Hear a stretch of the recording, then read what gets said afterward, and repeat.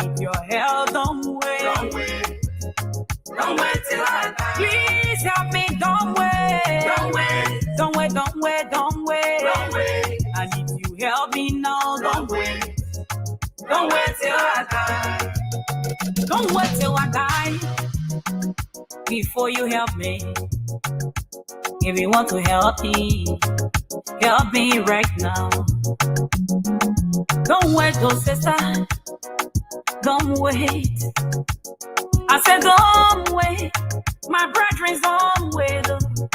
Don't wait till I die before you help me.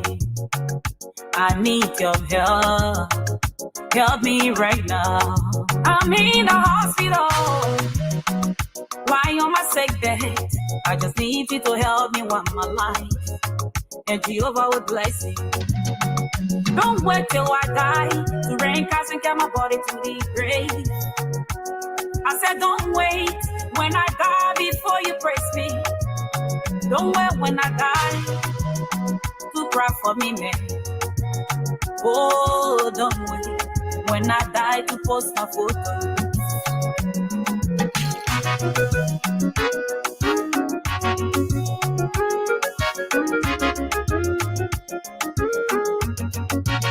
This woman was so sick. She was saying got up on her day. I said she went from place to place, but she could not get the treatment she needed. Finally, her son took her to the hospital. And the doctor said they should bring 5 pounds of blood. But this woman could not afford the money. Oh yeah, giving her son could not afford the money. He left the mother at the hospital. He went to family member. He went to Uncle Johnny's place. He said, Uncle, my mother is at you. I left my mother at the hospital. And the doctor said, we should bring 5 pounds of blood. Uncle, please help my mother. Uncle, help my mother. Uncle, I beg you, help my mother. Please help my mother. Oh, uncle, help her before she dies. Johnny looked in her face. He said, my son, I don't have no money, oh. My son, no money, oh. What tell your mama say? I don't have no money, oh. I will see what to do. But next week, my son, no money, oh. He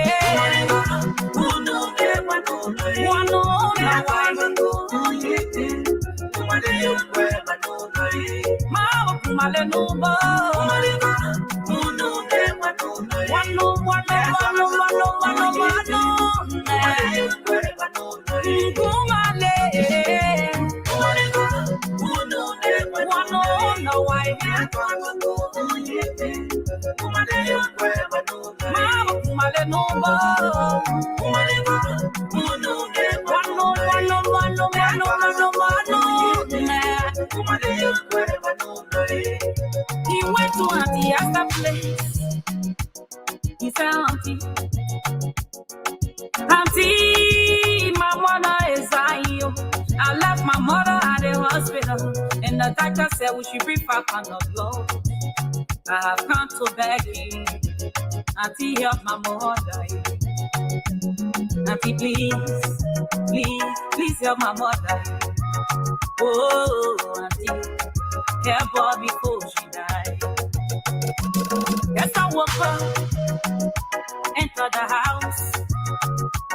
She brought 500 from her money. She said, my son, I wish you were done. I wish you were done. Go tell your mama, say, I wish her well.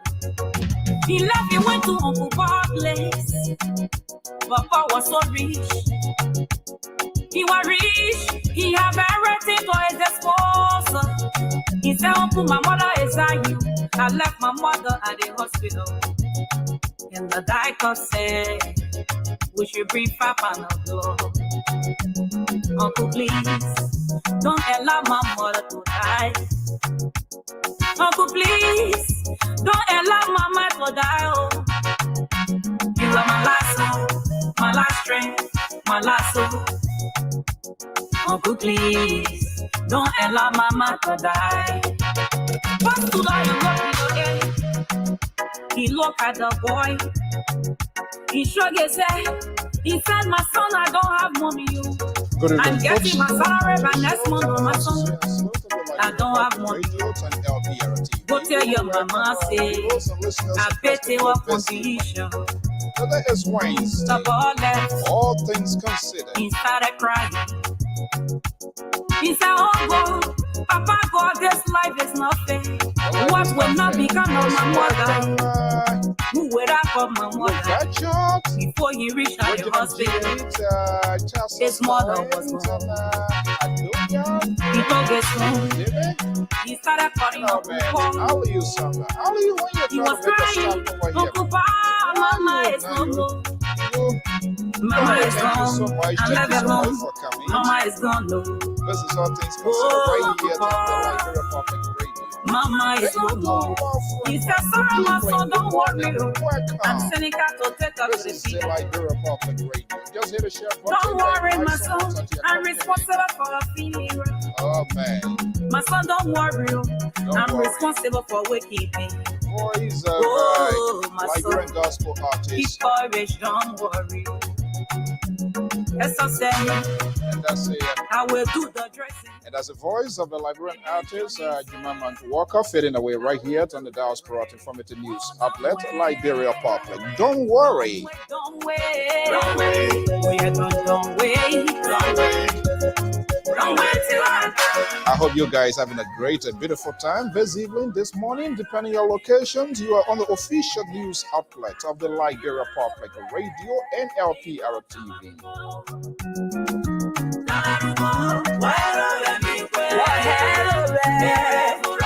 And welcome in my own cars right there at our Proton listener viewers. Quite alone why we didn't see it, we managed to see it recently from North Carolina. I'm talking about John Alexander Kuyage. Good evening and welcome.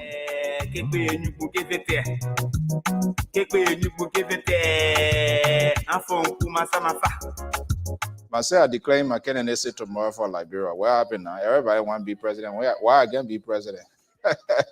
Good evening to welcome to the show. Yeah, the life we living, people don't help.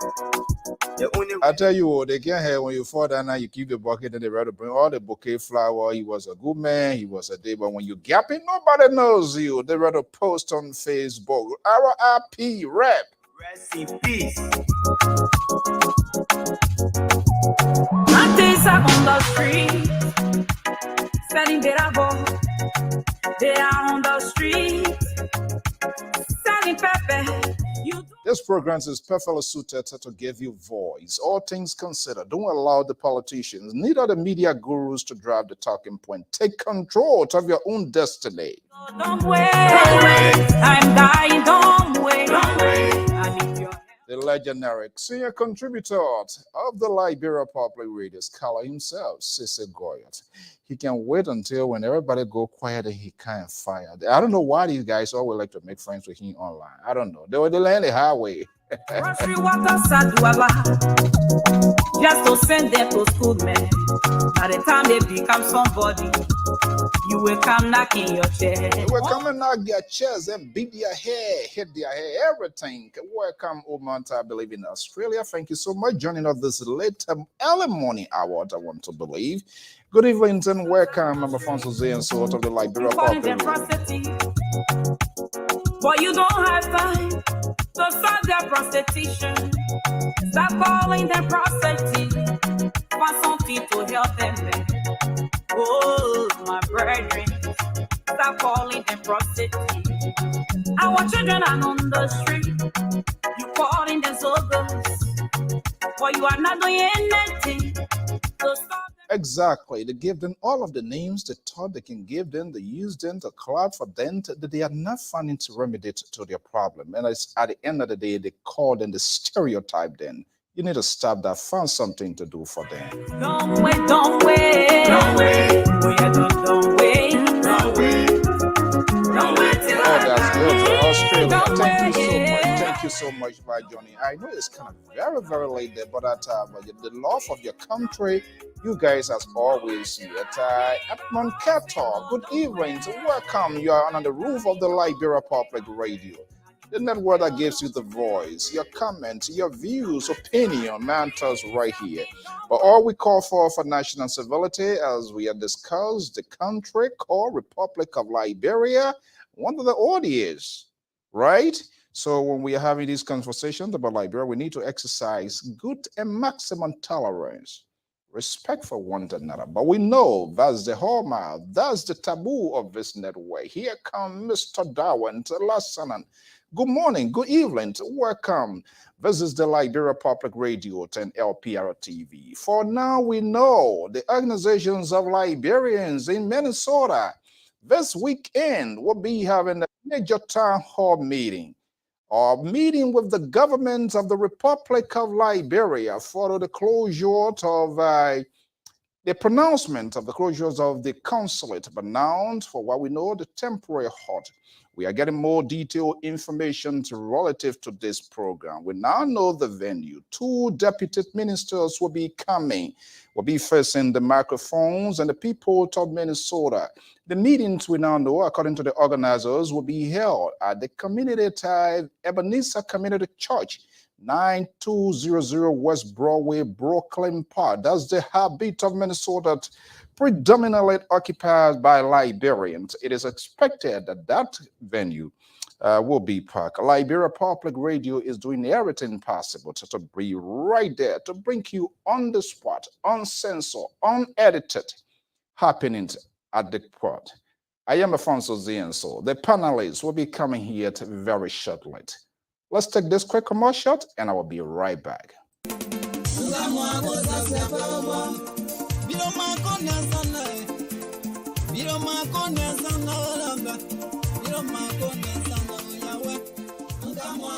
Do you want to share your events with the world?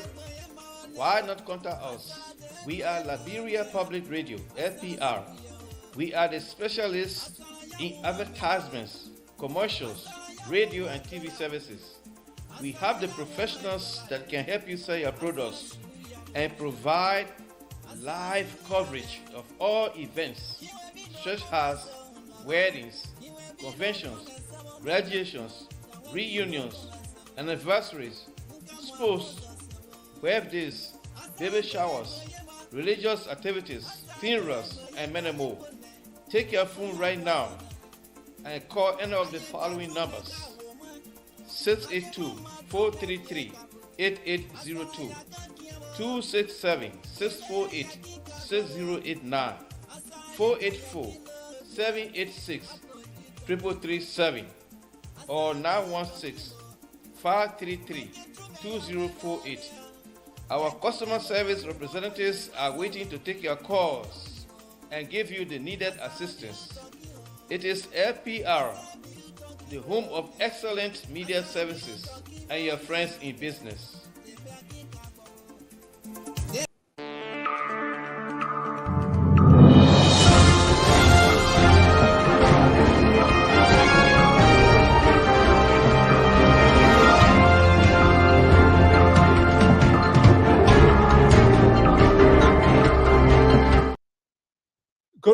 Good evening, folks. Welcome. I'm Afonso Zienso of the Liberia Public Radio and LPR-TV. With a thank you for sharing your evenings, your early morning hour with us, whatever you are, under the sound of the roof of LPR. That's the Liberia Public Radio. That's the executive mansion, the official residence of the presidency of the Republic of Liberia, heavily been contested. October 10th is just right around the corner. Some are out of the country, some are there to solidify. They are come overseas to solidify their political grade, maybe to raise some money. Election is all about money. But would they make the said Would they expose themselves to these predominantly occupied, not necessarily like Liberia Public Radio, but these predominantly occupied Liberian community, Minnesota, Rhode Island, who is in Sacramento, only one person, liberal. He doesn't need to go there because the liberal already has a peg, so his vote there is already secure. But what happens to Phoenix, Arizona? Oh, I did hear that he's in Phoenix, Arizona. Was George Weah, the president, come here? But even if he's here, he's just talked to only his base. He just energized his base, perhaps to encourage them, to entice them to go in drove to vote comes 2023 in Liberia. The conversation continues right here. This is All Things Considered, the program perfectly suited to give you voice, take control, take destiny of your own. Do not allow, and I kept reminding over and over, do not allow the politicians to drive the narrative. Let's take the control. We now know the government of the Republic of Liberia will dispatch, or we are understanding one of the ministers will be here, and one is already here. The venue is being identified. Liberia Public Radio is doing everything possible to be on the spot, to bring you happening, the conversation, unedited, uncensored, as it unfolds right in the habit predominantly occupied Liberians, Brooklyn Park, Minnesota. Is the Senator of Bonny County in hot water? Citizens calling for the impeachment of Edwin Mervyn Snow. The backlash, the fallout of the central cluster, or whatever, the western cluster. The liberal progressive of the Liberia Public Radio is here, and I guess the other folks are going to be here. We're going to be putting the number here, all things considered. Some of the things that we consider necessarily is not in your favor. So this program is designed just for you to drive the narrative, to take charge of your own talking point. Let me go in the liberal state. Next to Nancy Pelosi, who is already going to retire, but leaving the leadership, not leaving politics, but the leadership, decades in leadership. Let me bring in the liberal progressive of the Liberia Public Radio, Samson Blocko, Brown, Toe, stunt, high core supporter of Ambassador Jose Nyoma Boyka. My understanding, when Boyka is elected, he will be the next Minister of Public Works. Even though he doesn't know this guy, but perfectly articulating his message. I don't know how you want us to believe in. The Liberal Progressive, good evening and welcome. Good evening, Mr. Saul. Thank you very much.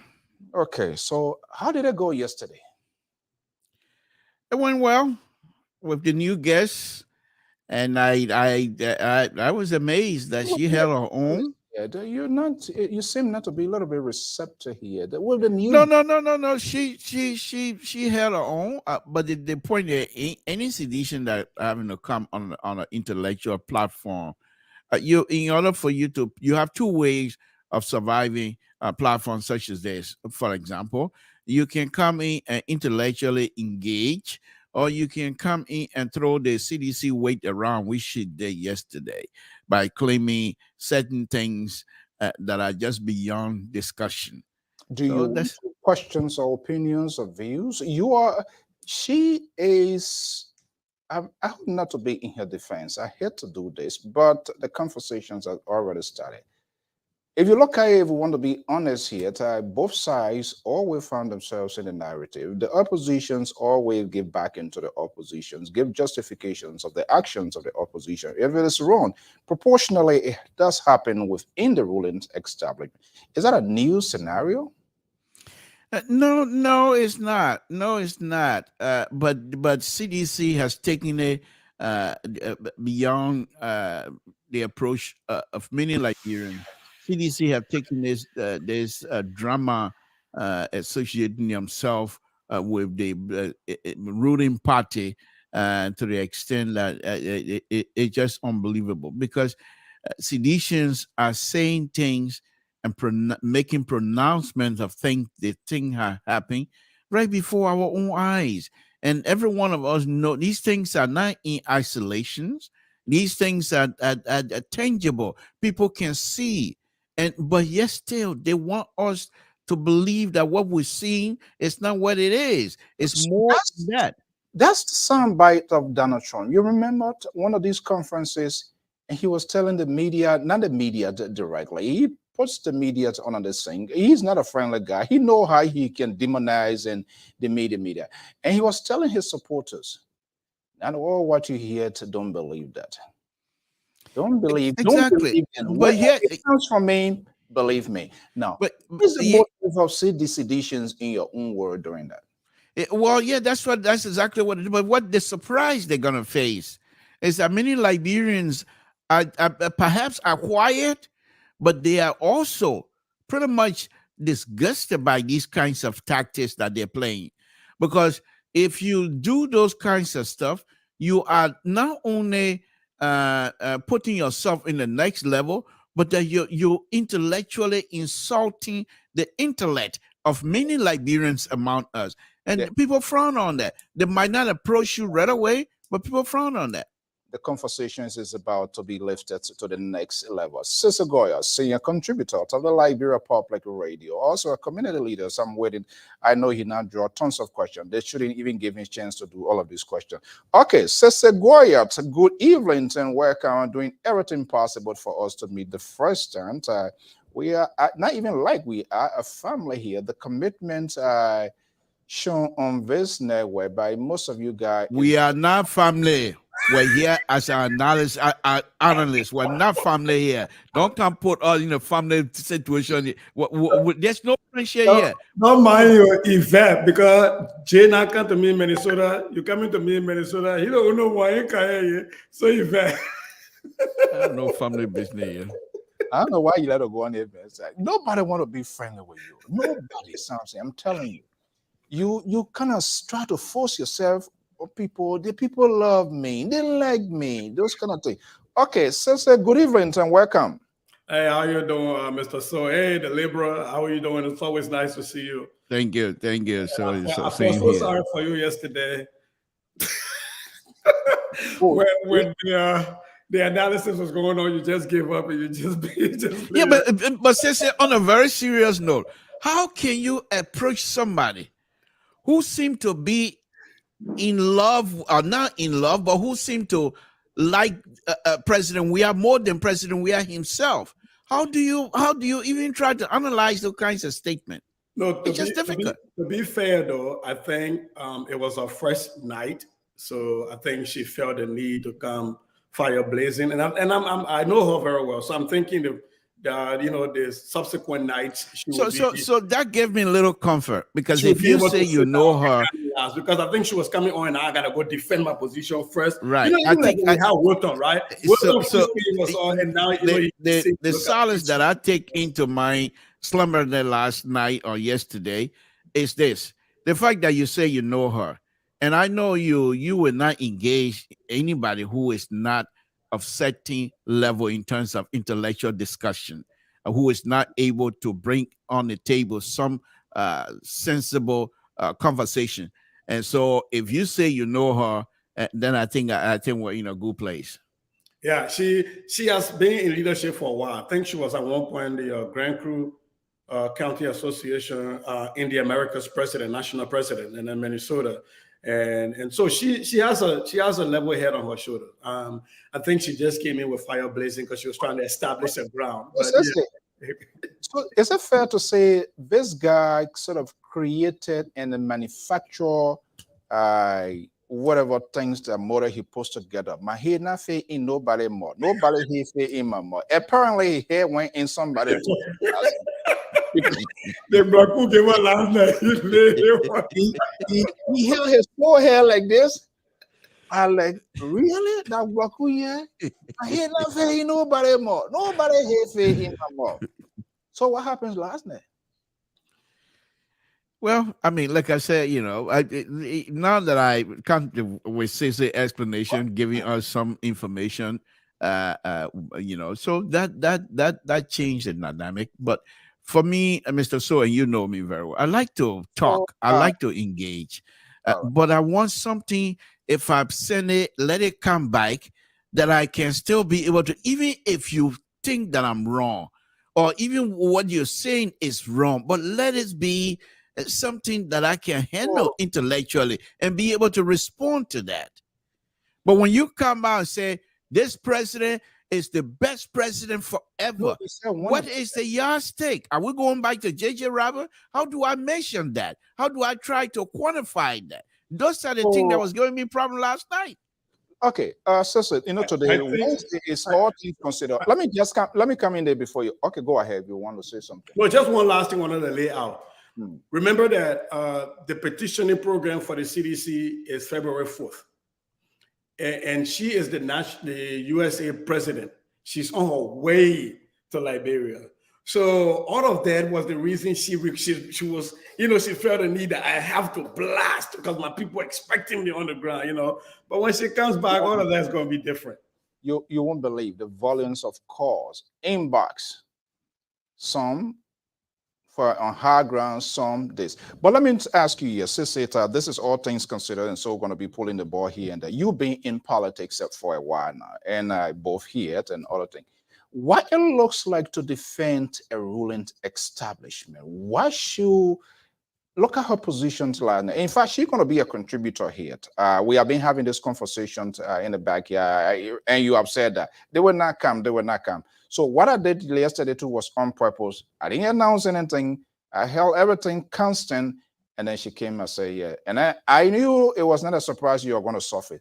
But overall, what is the risk, the difficulties to defend a ruling government, whatever scenario, whether they are doing good, they are doing bad? If you find yourself in that position, what do you do? Well, the first thing is, even in this great United States, it's really difficult to defend an incumbency unless they're doing really well, because now you have a record. And remember, in governance, not every position you take will be popular. Sometimes you have to take positions that will not be popular, and you are banking your bucks on the fact that the outcome, the ends will justify the means. So when the ends don't justify the means, then it becomes a problem. And so this is not unique to George. When you are an incumbent, you have a record. There's a good thing and a bad thing. And most times the opposition can exploit it. You can build a hospital, and the opposition will say, but 10 people died at the hospital, because they have enough doctors on shift. So you have a record and people can poke holes into it. The good thing that worked for the CDC last time was they didn't have a record. People were willing to give the benefit of the doubt to George Weah and the CDC and see if they could lead. Because by that time, all they had was aspirational messages, right? We're bringing hope for change. When we become president, we'll lift 500,000 people out of poverty, and we will do this, and nobody will make below $100 for the PAPD, right? The people were willing to give them the benefit of the doubt, but now they have a record. Now we see that you put more people in poverty than you took them out. There are more people hungry during your administration than there were before, and now we can talk about there are people making less than $100. Now that doesn't mean they haven't done some good things. George, we have governments managed to do some good things, but are they going to be able to actually seal the leakage? Because when you try to focus our mind on something that he's done, there are so many other things that people will say, well, but how about that? Let's look at this one. Let's look at this one. Let's look at this one. So I think they have so many fronts to defend on, and which happens to every incumbent. And I think the luxury that the opposition has is that they don't have a track record. They are like George Weah in 2017, except for Joseph Boakai. They are like George Weah in 2017. No. So the liberal, what could be the talking point, or would there be like a complete distraction to the ruling establishment? Because whatever happens, even if it is good, it is bad, there's a way the oppositions will kind of put through that needle and keep that point of distraction over. Is this opposition have the capacity, the ability in doing that to keep focus of their talking point as well? Because some of their surrogates, they are ridiculous in doing their thing. They are not addressing the issues. They become more personal in doing that. How can this be done effectively? Well, first from my perspective, though, I think they have some serious problems. The first one is who is the face besides President Weah? In other words, who will come on that will be believable when he speaks or when she speaks? And so it is difficult. Another thing is, right now, Monuba Malu is supposed to be the chairman. And when Monuba and what Sister say is quite in place, because when they were running the campaign at the time, Monuba Malu was almost like the face of the campaign. And he was very, very fiery, no question asked. However, now that they have record, they must have somebody. Not only the person must be able to defend the record, but that person must have the command of the English language, where the person will be able to explain effectively, not only to the PhD, but at the same time be able to explain so that the person in total in the village will be able to understand. And that person, as far as I'm concerned, will be the VP. However, the VP now, from what I'm looking at and from my own analysis and everything that I've looked at, I think McGill is stepping back in it quietly. And as a result, the platform is not big enough to have McGill and the vice president on the same stage speaking about the same thing. So the president now will have to make the decision at this time to say, okay, you be the face and talk about what we have done.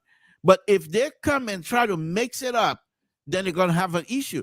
Because the reason I'm saying the fiasco with Prince Johnson situation, I believe that fiasco happened because McGill was involved. Because if it was just the vice president, I think she would have been very cautious in trying to go and meet with Prince Johnson, or even inviting or even proposing that. But because McGill is involved, and McGill perhaps felt that he has dealt with Prince Johnson before, so for him it was going to be easy. But if they make the vice president the face of this campaign, then I think they will have some traction. But other than that, any other person you make you can't make Monuba Malu the face of the campaign, because whenever he opens his mouth in front of the media, they leak the audio tape issue will come up. You can't make McGill the face of this thing because people will ask for the sanction. You can't make Eugene Nangbe the face of the thing because people, once he comes out, and for example, on this platform, first question I'm going to ask him is about the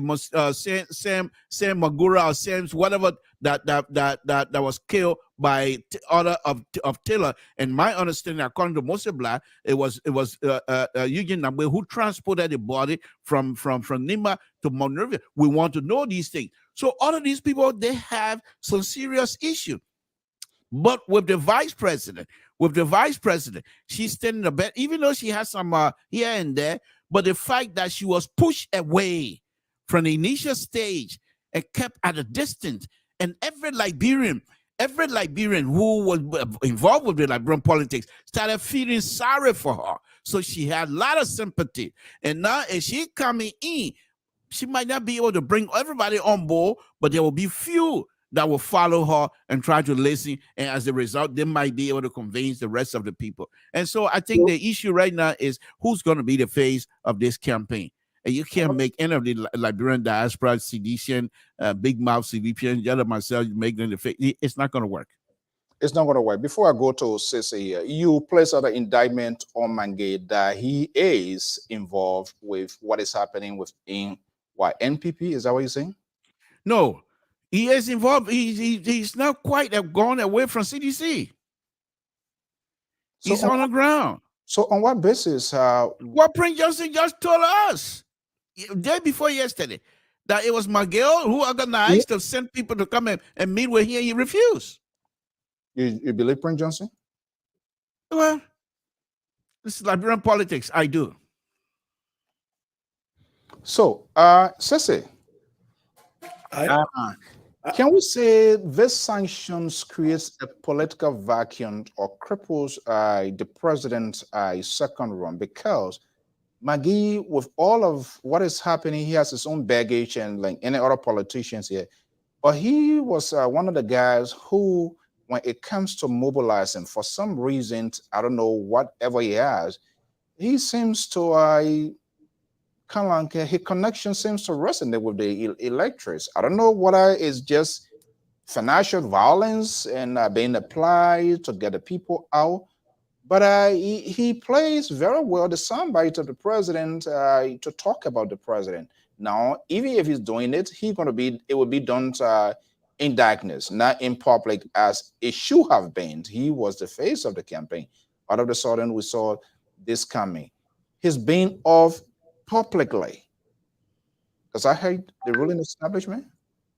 Well, whenever you're going to war, which is how the CDC likes to look at election, because they are revolutionaries. You need all your generals. You need your seasoned generals that have been battle tested. You know, the reason the likes of General J. Hezekiah Bowen could hold the BTC against vicious attacks when the rest of Monrovia had fallen is because the man was battle tested. He's educated, he's been there, he's seen it. And so I'm saying this to say that Porcupine, Nathaniel McGay, when he was in the wild, he was like the J. Hezekiah Bowen that could defend CDC turf. And he knew where to deploy all of the armory. Whether you need a heavy weapon or you need a surgical strike, he was the one that was going into various political parties and getting people to defect. Right? So he knew how to do all of that. Well, that porcupine got domesticated. So that greatly has affected the CDC. And then the elephant, Bekube Jr. He's quiet. He's gone. Those were people that were the movers, right? That could do things. And so, yes, the CDC is heavily crippled because they don't have the same. Now they can still recruit, but they don't have the same people that would have been battle tested. So you're looking at the likes of Arthur Zakama, for example, right? He's out. You're looking at the like of Ava Topa. He's now somewhere else. You're looking at Dr. Lester Tenney, who's on the sidelines. And by the way, when you're talking about the Prince Johnson situation, it creates a huge kerfuffle for the Rudy establishment. Number one, people will have to defer to Prince Johnson version because here is what happened. Lester Tenney wrote on Facebook that McGill and Tweeden went to meet Prince Johnson to tell him formally that the CDC would not be participating with him because he is a sanctioned person, that they will not operate with people that are sanctioned. Well, if you want us to believe that, you send McGill, who is sanctioned. That's a dumb one, though. What? To go tell Prince Johnson, and you can't do business with him because he's on a sanction, right? And this is the first time we use this sling and let, bro. We're not stupid yet. Because how does that make sense? And then the second piece is, though, they are now putting in a public space that McGill is doing the work of the CDC and by extension the president. So now we're looking, is the president flaunting the sanction? Is he doing business with McGill? As McGill becomes his envoy. So either way you slice the thing or you dice it, it is not a good thing for the Rudy establishment. So why will he even McGill form part of that delegation? Knowing Prince Johnson, he is unpredictable. That name perfectly suits him. Nothing guarantees with Prince Johnson when it comes to conversation. He get a boss mob and he can throw it out there when it doesn't go his way. Prince Johnson is all about making himself, because Nathaniel McGay accompanying the group to go meet him when he himself is being knocked off. What was going through their mind? I think the problem is there's a huge vacuum in CDC right now. Molu is not effective. Right? Molu is not as effective as he used to be. You can even tell from when he called press conference. What is responsible for that?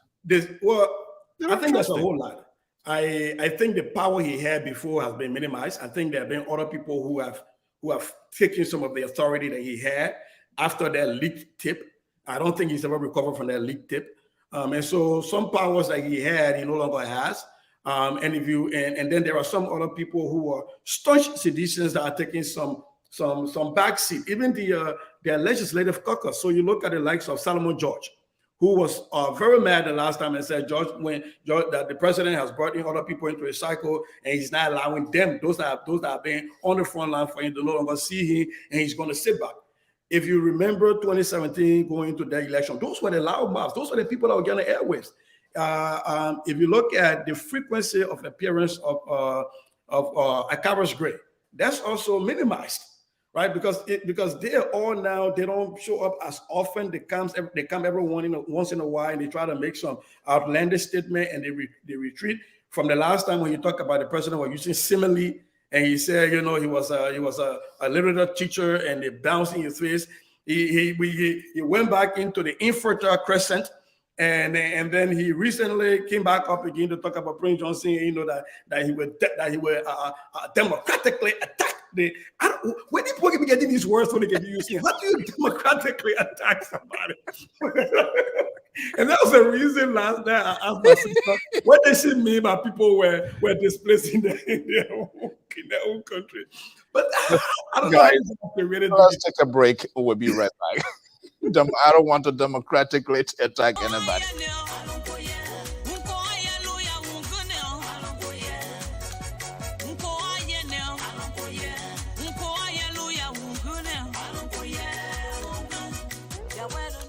Hello, listeners. This is Mazola, the lover boy. I'd like to invite you to this exciting program. It is called Dancing for Jesus. It is intended to play beautiful, inspirational music to help you turn your life to God. Join me on every Sunday from 12 noon to 2 p.m. Eastern Standard Time. This is our way of showing appreciation to God for the good things He has done for us and continue to do. Don't miss this opportunity. Join Mazola Gizi on every Sunday from 12 noon to 2 p.m. Eastern Standard Time for the program Dancing for Jesus. Please be there because I will be here to rock it up for you.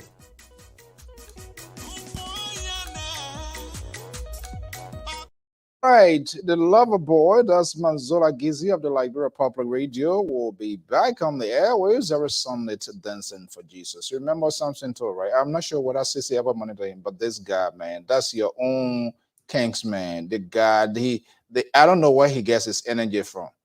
I said, do you have a box of koto or some though rub? Because the way your shoulder, your hand can be moving, I guess he can be rubbing it.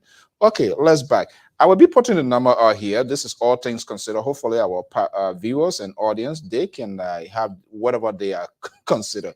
You say the guy said you're going to attack him democratically? Yeah, they're going to democratically attack Prince Johnson. So, wow. When the late Momo Juba said that Chancellor donated him to the Liberian National Police, right? Because to donate is to give, and he was put there, so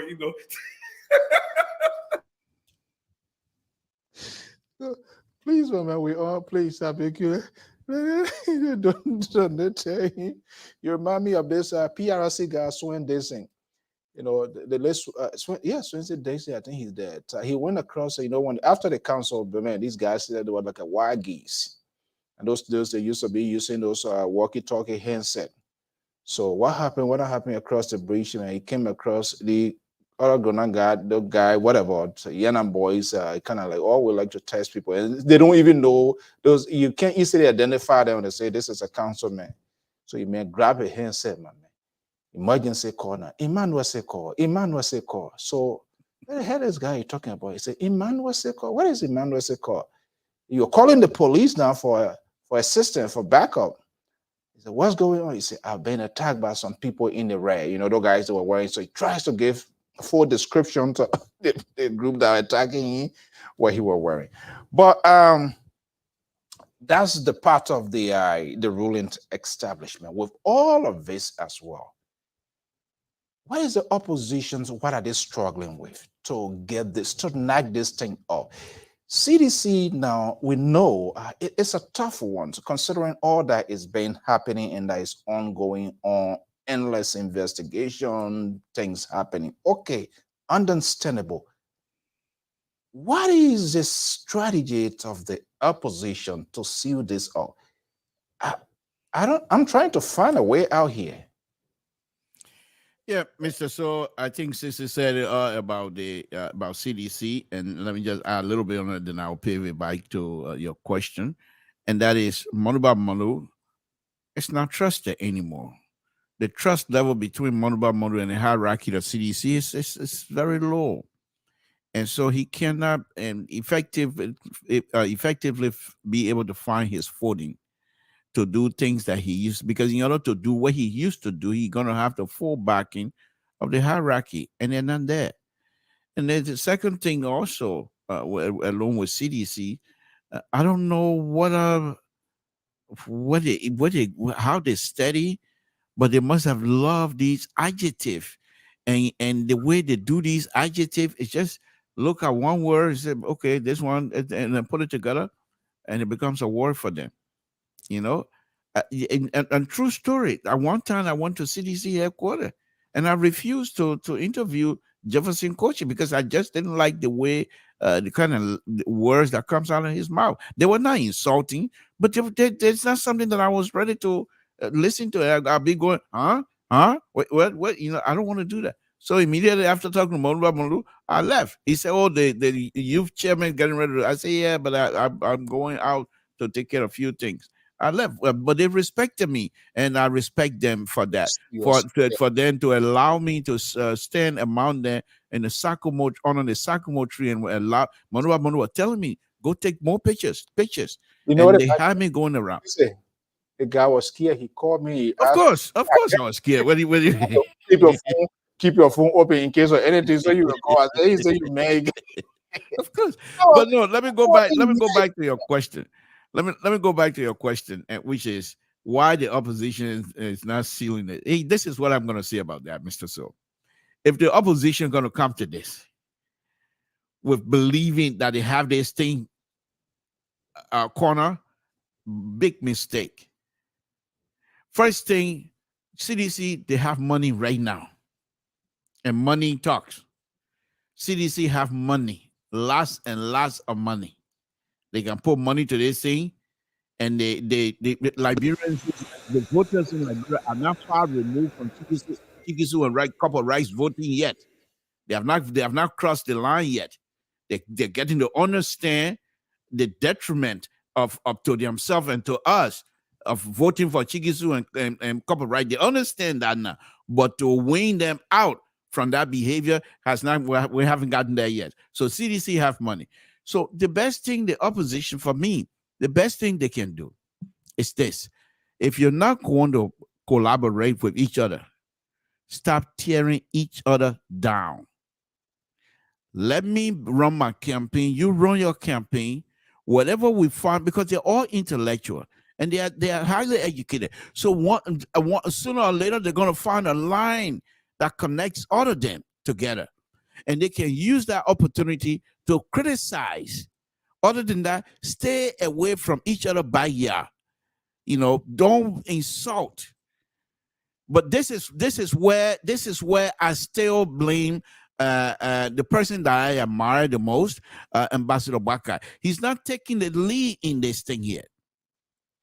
I believe Ambassador Baka is not playing the older person role in this whole political opposition business. Even if you're not going to collaborate with them, you make sure all of your surrogate respect the other folks, because they're just doing the same thing you're doing, except they believe they can win.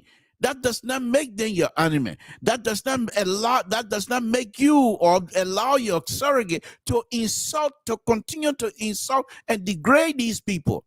Because sooner or later, you're going to need these same people. How then do you even go to them to try to reconcile? Even if you're successful winning the election, if you're not careful, you'll go right back to what CDC is now, isolated. And you don't want to be isolated.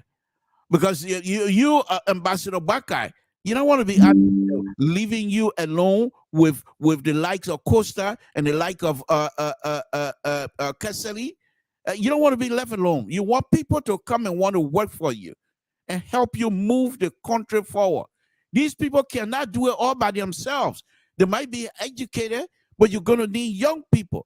But if you continue to have your surrogate to insult people that most of the young people admire, When you call on these senior young people, they will refuse because you stood there and allow people to insult and degrade people who are family members just because they don't agree with them. This have to stop. If not, forget it. Forget it, Mr. So. Forget it. Forget it. Sissy. Sissy, are you there? Oh, okay. I think I guess his line was frozen. Okay, he gonna. So meaning he is allowing this train to derail as what? What is responsible for that? Is he not having his own voice?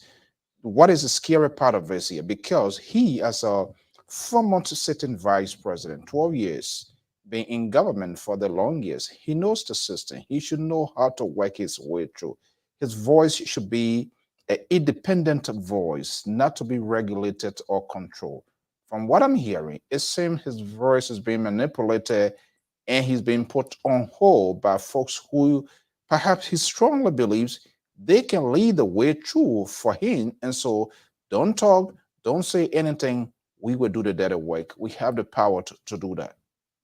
And that's exactly what I'm saying. I'll give you an example. There's on social media where he gone to, Costa and his son went to visit Ambassador Barker, which is okay. And he welcomed them. You can tell that he's not only considering Costa his son, but he also considered Costa's son like a grandkid to him. Okay, so if you're going to have that kind of unique relationship, then you must be able to talk to Costa, to tone it down. Immediately after that, yesterday, Costa's show last night, he went at it again with Cummings. So now what makes you think that people who support Cummings, who are Cummings loyalists as well, what make you think that they're not going to say, oh, you sit down here again, Costa starting all over again, you're not saying anything? They're going to put that on you. You need to rein in Costa. You need to make Costa to understand as a young man. Does he have the guts to do that? Does he have the guts to do? What is the fear? Well, I'm not too sure. Like I said, I don't know these people. I just admire them. This is what I hate about you, Mr. So. Yeah, I'm telling you the truth. You try to be honest. There's sort of honesty here, Mr. So. What do you want me to say? I don't know them. I've never met with any of them. As much as I admire Costa, I've never met with him before. I spoke to him one time. I've never met Ambassador Barker. He doesn't even know me. The only person in Ambassador Barker's circle that I know that perhaps I've spoken with would be Lobo, George Lobo. Nobody else. I had Cassidy here one time, but if you put me in a lineup right now, call Cassidy to recognize, to see who steps into it, Cassidy won't know me because I don't know them, but I admire them.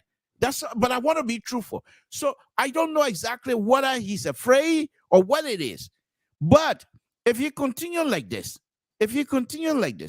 many Liberians would then start questioning his ability to make sound. Let me put you in the category of those many Liberians. You hear every day crying Chihuahua, acting like a little Chihuahua, Ambassador Boyka, destabilizer.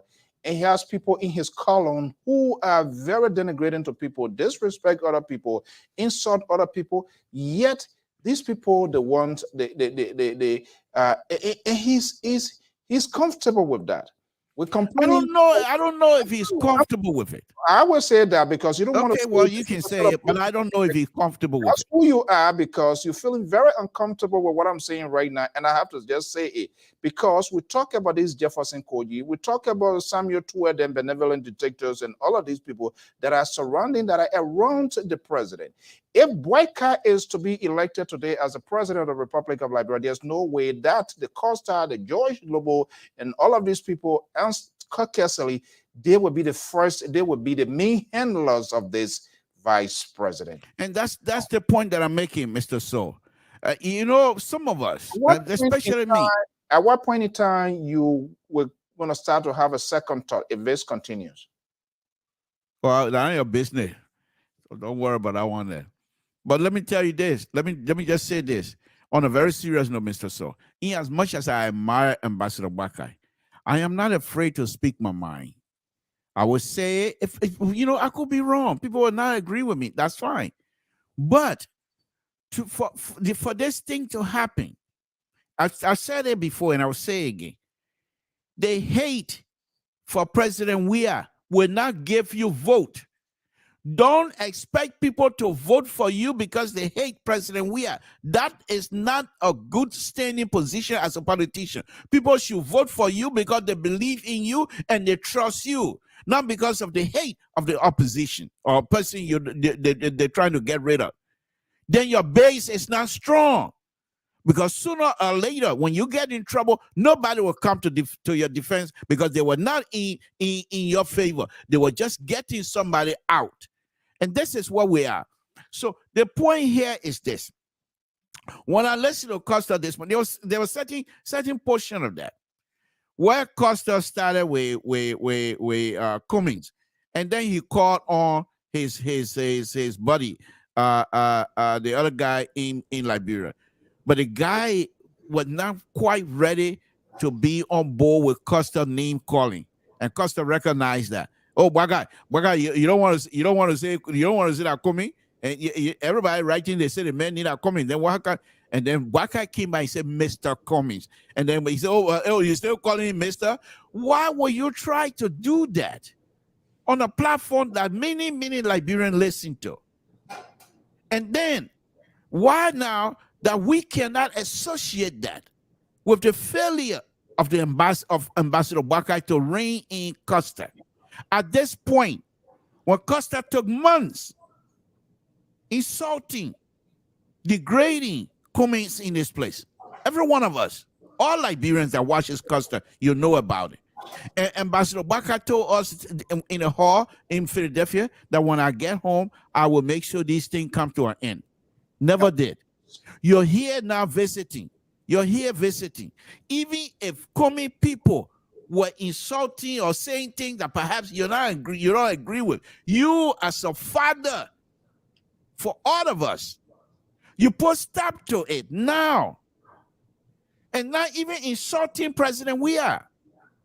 It shouldn't be coming from your circle. The insult aspect of this election must stop. Let's discuss issues.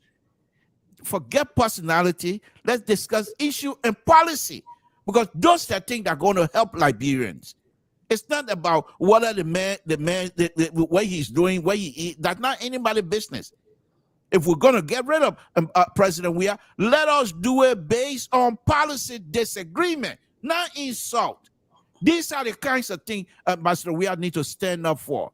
And then many Liberians perhaps will gravitate towards that. My opinion, by the way. Your opinion. Sissy, I know you went off technical glitches or whatever it is. The CDC has managed to create and it seems to, that narrative seems to fit based on what the liberals say, because if you talk to ordinary Liberian, other people even that support or who are still sitting on the fence because they are looking for actual alternative. They are looking for people who will discuss the issues, the substance, but the CDC has driven this narrative for quite a while. They hate this president. They are jealous of this president. They hate him. Whatever he does, good or bad, it's a hate. And when you look at the folks that also support the opposition, or who are the talking loudmouth of the opposition, their talking point, it goes in line with what is being built within the minds of ordinary electorates. Can this change this sort of conversation? And has the ability to change that? Is it happening then? Well, I think I think both of these political leaders, Uncle Joe Boakai and Mr. Alexander Benedict Cummings, if, and I want to underscore if care is not taken to have a radical surgery to remove some people that are within the inner circle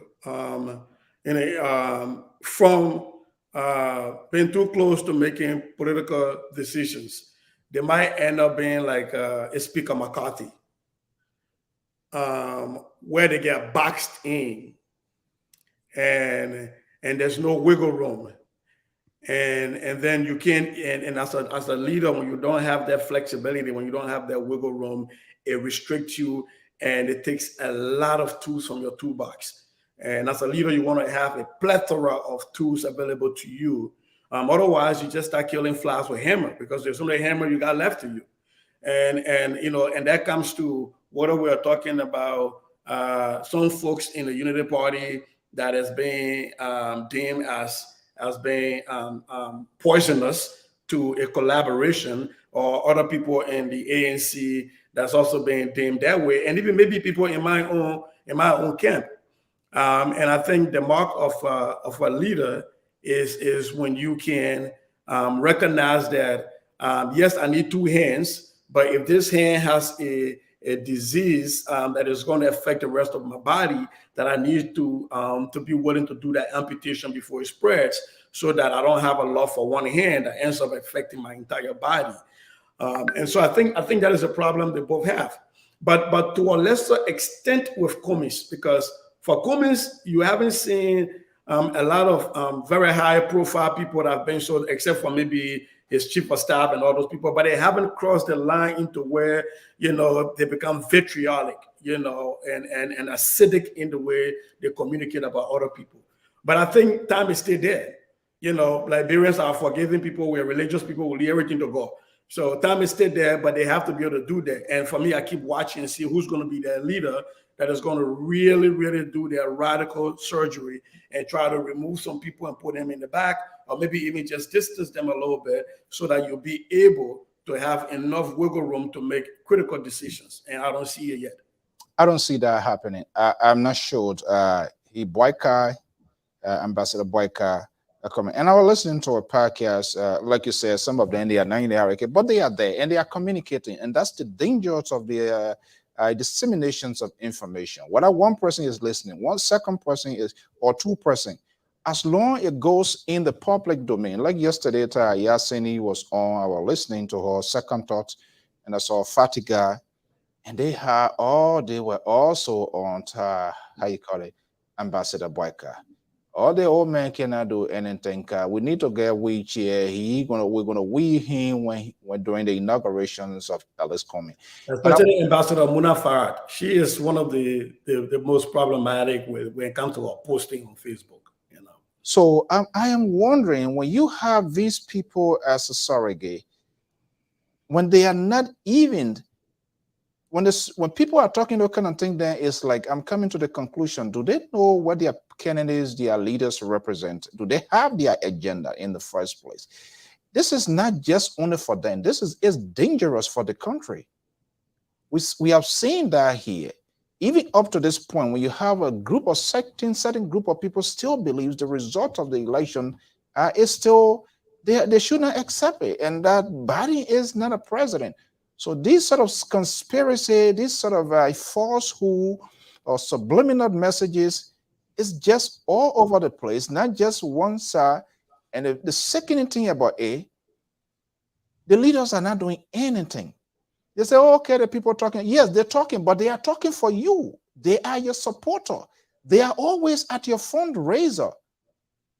Think about it. John McCain, the guy who he didn't know in a public gathering, made a ridiculous statement and God went to the microphone. He said, what you are saying, it does not represent my campaign. It is not who I am as a John McCain. Somebody that he doesn't know, my guess. I can say that because we're in a public domain. Yeah, we're having these critical time. The country, economy, the security of the states, the government is oversized. And you also have an opposition. If we are to bash the sitting president or the ruling establishment, they are not doing X, Y, Z.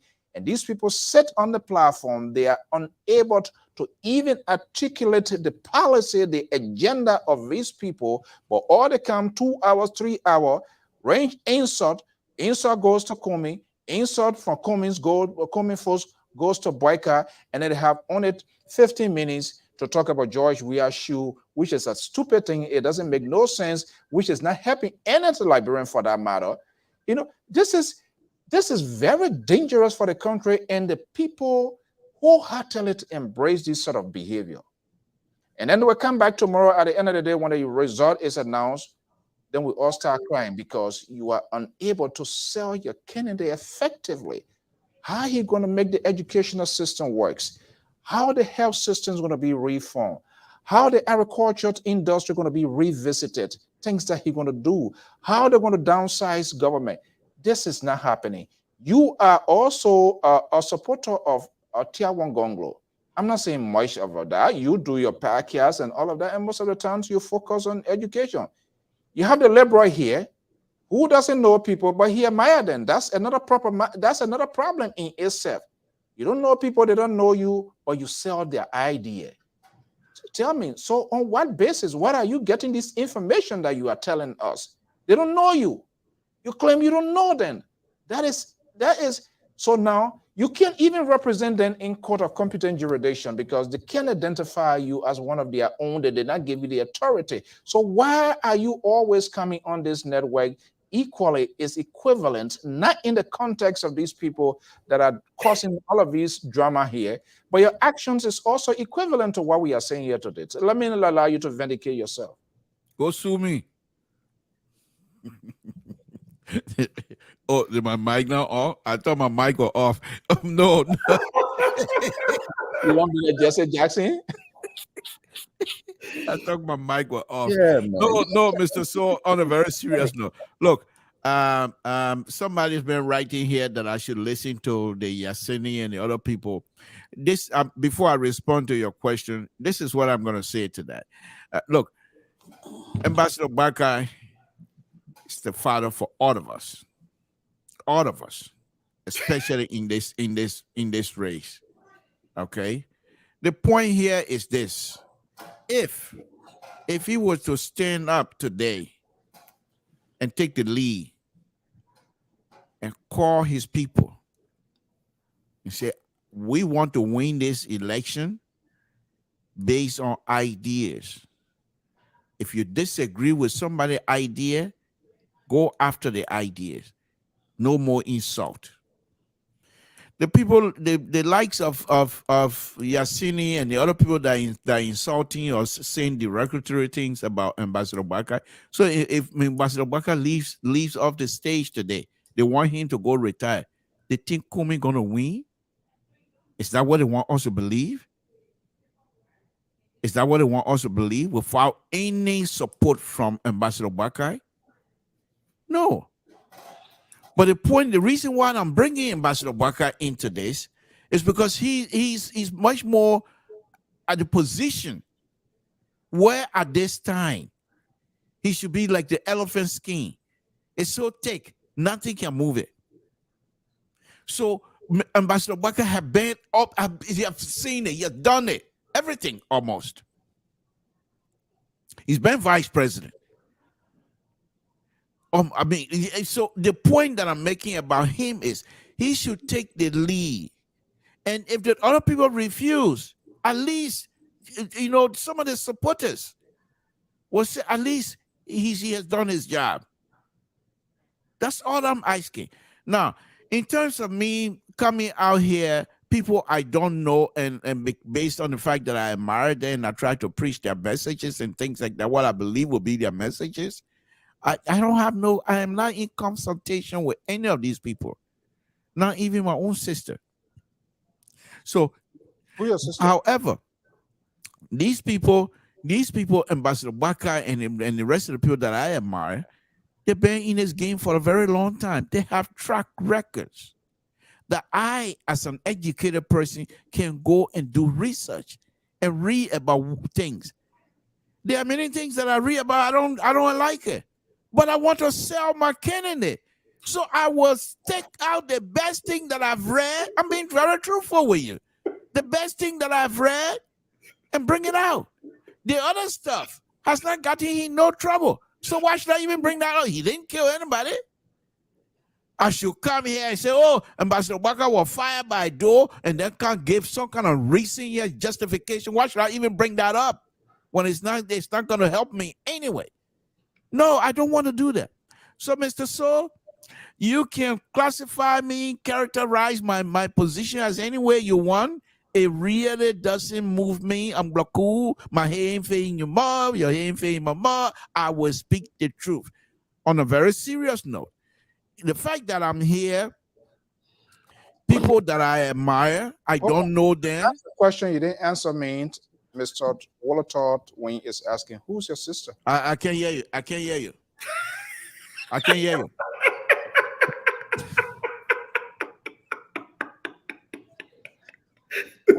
We got serious problem in our country. I can't hear you. That's all I'm saying. You can even yell, say, I still can't hear you. But how you know they never be yelling at?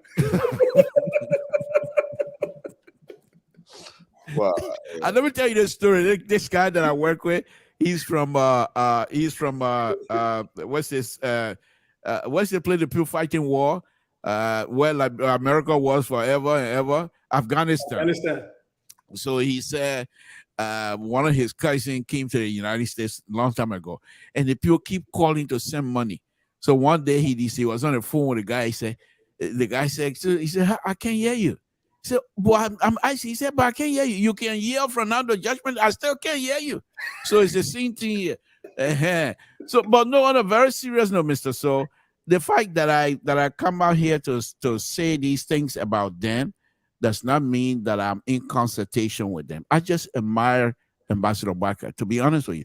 But I also know, and I will say these things, that if these things are not cleaned up, and if Ambassador Barker having to win, we're right back to the same position. We're not changing anything. So Ambassador Barker must, well, whatever. Ambassador Barker must do whatever you have to do to clean this position. Mr. So you put in people's... No, let's they are our viewers, they are our followers, their comments. I mean, we all must be here responsible. But this is what Nelson Fremer is saying. I'm not sure you guys want the campaign. I'm not sure how you guys want the campaign to be run by the parties. All parties are running to win. Therefore, everyone, whatever I want to read it, everyone is a fair game. Where were you guys when UP and CDC folks insulted and disgraced Mr. Cummings and destroyed the CPP? Okay, that's a unity party. And you folks even contributed to it. GMB is a fair game. We'll talk about him like everyone else. But yes, the dishonest part on this writer, though. Yes, the dishonest part on this writer right now. In all the sentences that we're reading, there's not one insult describing anybody. And this is what I'm saying. You can talk about him. You don't have to use language or languages that are not of good, of decent, morally outstanding. You folks even contributed to it. Contributed to what? Yeah, well, that's his opinion. But what I'm saying is, he's saying this. I'm saying to him that with this paragraph that he has written, there's no insult in it, and that's what we're trying to say. When I say don't talk about him, when I say don't say anything about him, say whatever you want to say about him, but don't insult. So I think sometimes when we say things here, maybe we're not clear enough, and maybe that's our fault. But when I speak of the temperament of the conversation and the acidity of the conversation, I'm really not talking about foot soldiers spewing bad languages. You can't control that in any campaign. We are looking at people who have very close proximity to the political leaders or to decision making. That's what I'm talking about. You remember you were given an example about the John McCain thing, but remember Jeremiah Wright? Yeah, Reverend Wright. Reverend Wright. When it was found out that he had said some things that were not quite right, then The Obamas distanced him from their campaign. And this is the guy who had baptized their kids, who married them. This is their pastor. So we're not saying somebody who sits on the internet and throws stuff out. When Mrs. Obama said, when they go low, we go high, just setting the stage, the temperament of the conversation. Nobody is saying you can't hold Joseph Yuma Boakai to account for his years in government and your perception that he's been corrupt and part of corruption, and to get him to account. By all means, that is fair game, absolutely fair game. The LeBron people need to know, and that is their right to question him. But when some of the things would be really around, when people almost look that they are celebrating for his death, that is what I got a problem with, right? There is a way, there's a genuine and humane way to discuss and say, look, this man is going to be, making critical decisions for our national defense, for our health and education, and our economy, and our daily sustenance for the next 6 years. Can his health condition and his age support that? Those are legitimate questions. But when you try to be funny about it and flippant about it, that is where I got a problem. It is the same thing I've been on this network saying is complete, it's utter, and I'm going to use this language, but I apologize, but it's utter nonsense to talk about Alexander B. Cummings and talk about his struggle with a left tire. When in fact, there is zero credibility around that. And the man has come out and denied that over and over. And to the best extent, the information all there available to us, the man is a happily married man in a heterosexual relationship with children. So I frown on people who try to say Alexander Cummings struggle with the lifestyle. And I've always asked the question, how does that affect the economic plan? How does that affect him providing better education? How does that affect him being able to provide better healthcare delivery system for the Liberian people? How does that affect him bringing more jobs, creating opportunities for businesses and investors to come? I've been on here saying that is taking our conversation down to the quarter.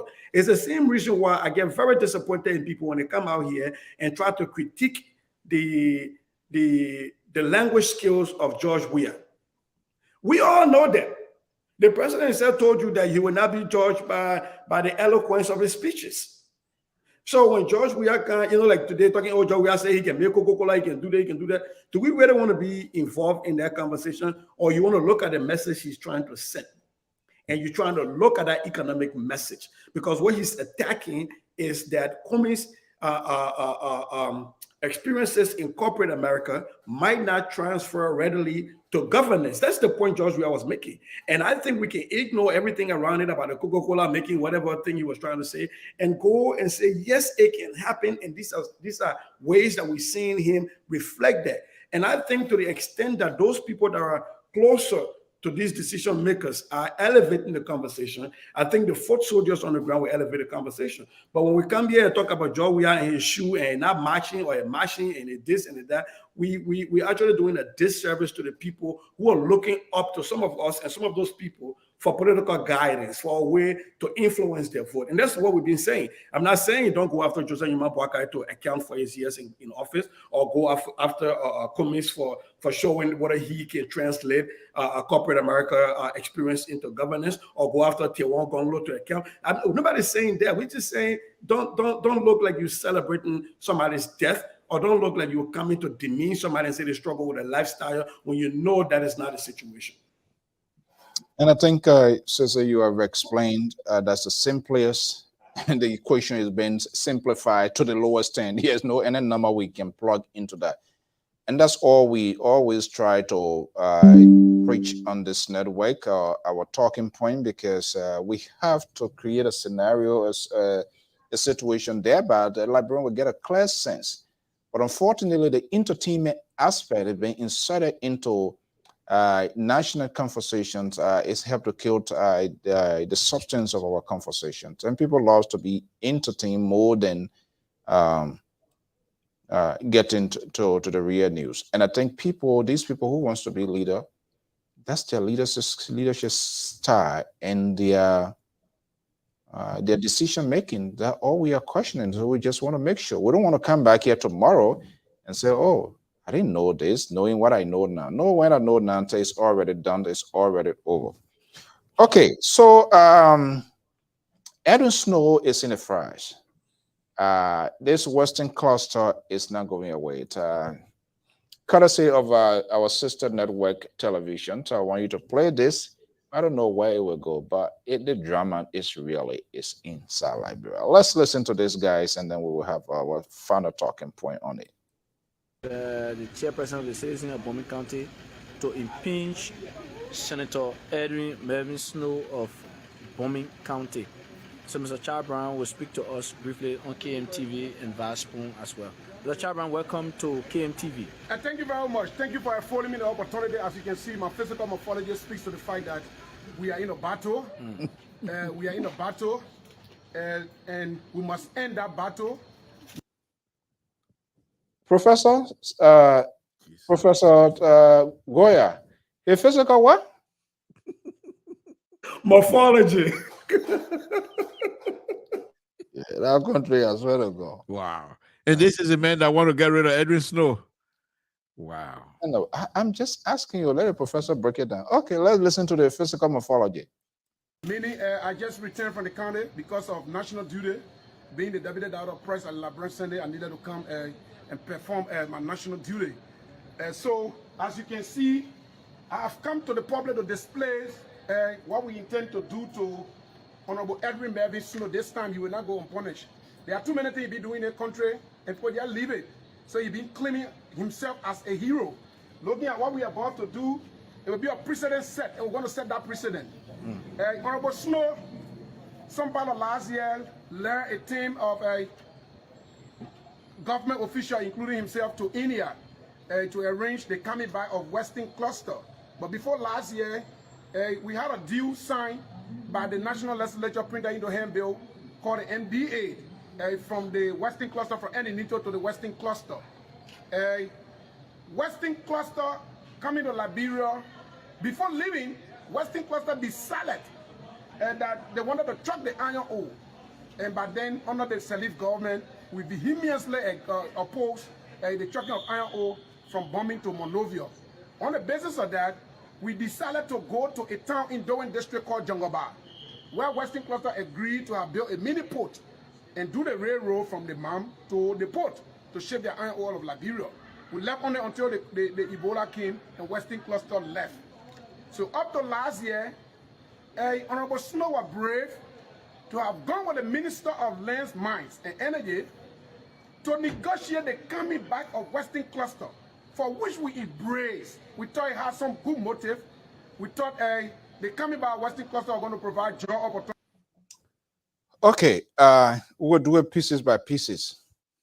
Snow went to India with the minister, blah, blah, blah. They thought they had a motive. So the question now becomes, prior to Honorable Snow going, what was the conversation with the citizens of Bombay in terms of, they were there before, right? Certain things did not happen. You know, I had to manage crisis when we are not good at managing crisis, but we create crisis. So the question is, they were there before. Certain things did not happen, right, for which they left. So there was some sort of uncertainty. Certain things did not happen. He was going. Did he just leave like that without having consultation with the people, or everybody was just in that thought game? Okay, when he's going, they're going to bring them back, and this thing was going to happen. What was the missing point there, Sissy? Well, one of our viewers said my necklace is too shiny, so let me adjust my physical morphology before I address that.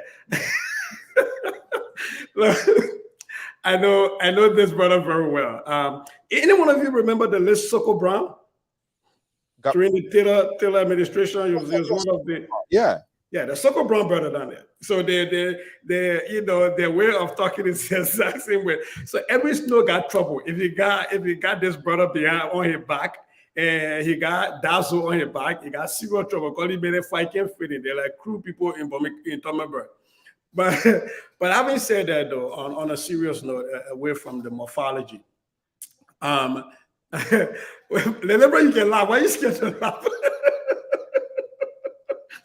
But on a serious note, these people, Evan Snow created a problem.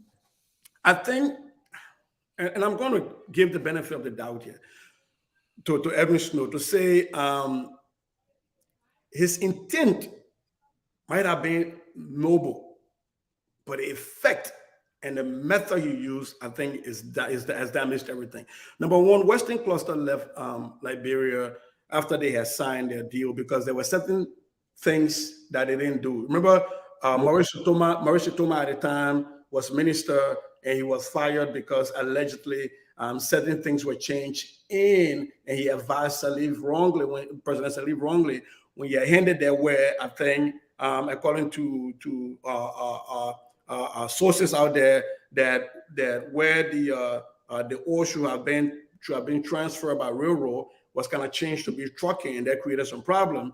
And so this company left. Now, I understand Snow's point to say, okay, well, they have signed an agreement, and the people in Bumi, the unemployment rate is really high. People are sitting out there. There's no development. The community college were very, very below standard. They needed money to improve it. They needed, WIAC, the WIAC building headquarters was actually built by money from these people. So they needed a lot of stuff to boost the economy in Bumi. I get that. But to be traveling as a senator with the Minister of Lands and Mines, and you're both having different interpretation of how long you can't even agree on how long you're staying in India, right? And you come back and there is a memorandum of understanding that supersedes the MDA. And all of this time you're doing all of these things, you have not had any meeting whatsoever with your constituents. You have not sat with these people in what they're doing now. All of these town hall things they're doing right now should have been done before, the MOU. And I think right now he's in a place that is really not comfortable, because now people are now looking at the MDA and the MOU is on everybody's microscope, right? I think recently I was in a Bumi County meeting, and by the way, now I'm claiming my Bumi side also because we need that money. So I was in a Bumi County Association meeting, and we're talking about how do you give 14 million away, to get 10 million out of the 24 million that was supposed to be given to Bumi. So Snow is in a very tight spot, but knowing who Snow is, he's going to come out of this. But he will come out very bruised. I'll give you that. He will be very bruised. That put a political dent on his potential to be bishop, because Snow definitely wants to become a president. He will. That's the path he's on. The liberal progressive. Why these things cannot be contained, managed in the early stage of this kind of stuff until it becomes a crisis, and then people try to manage it? Well, Mr. So, once again, I think Liberia as a whole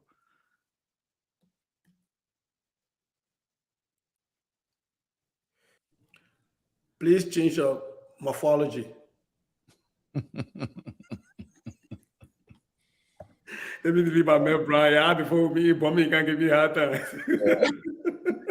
Okay, so we're not hearing you. Yeah, sorry about that. Like I was saying, as far as I'm concerned, Liberian and Liberia as a whole was still struggling. Sincerity in Liberia does not mean anything much anymore. The war has taken us to a place where our psyche is only strong when we're defending ourselves.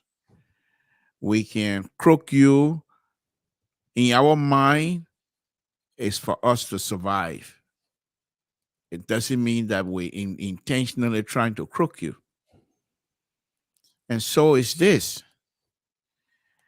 This issue here with this cluster stuff, first of all, why would Edwin Snow try to go over there to do what?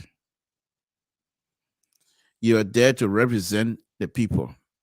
If this thing was not done correctly, there are processes that even the stuff that I have here in there, they have room where you can address these kinds of things that if you're not satisfied with them.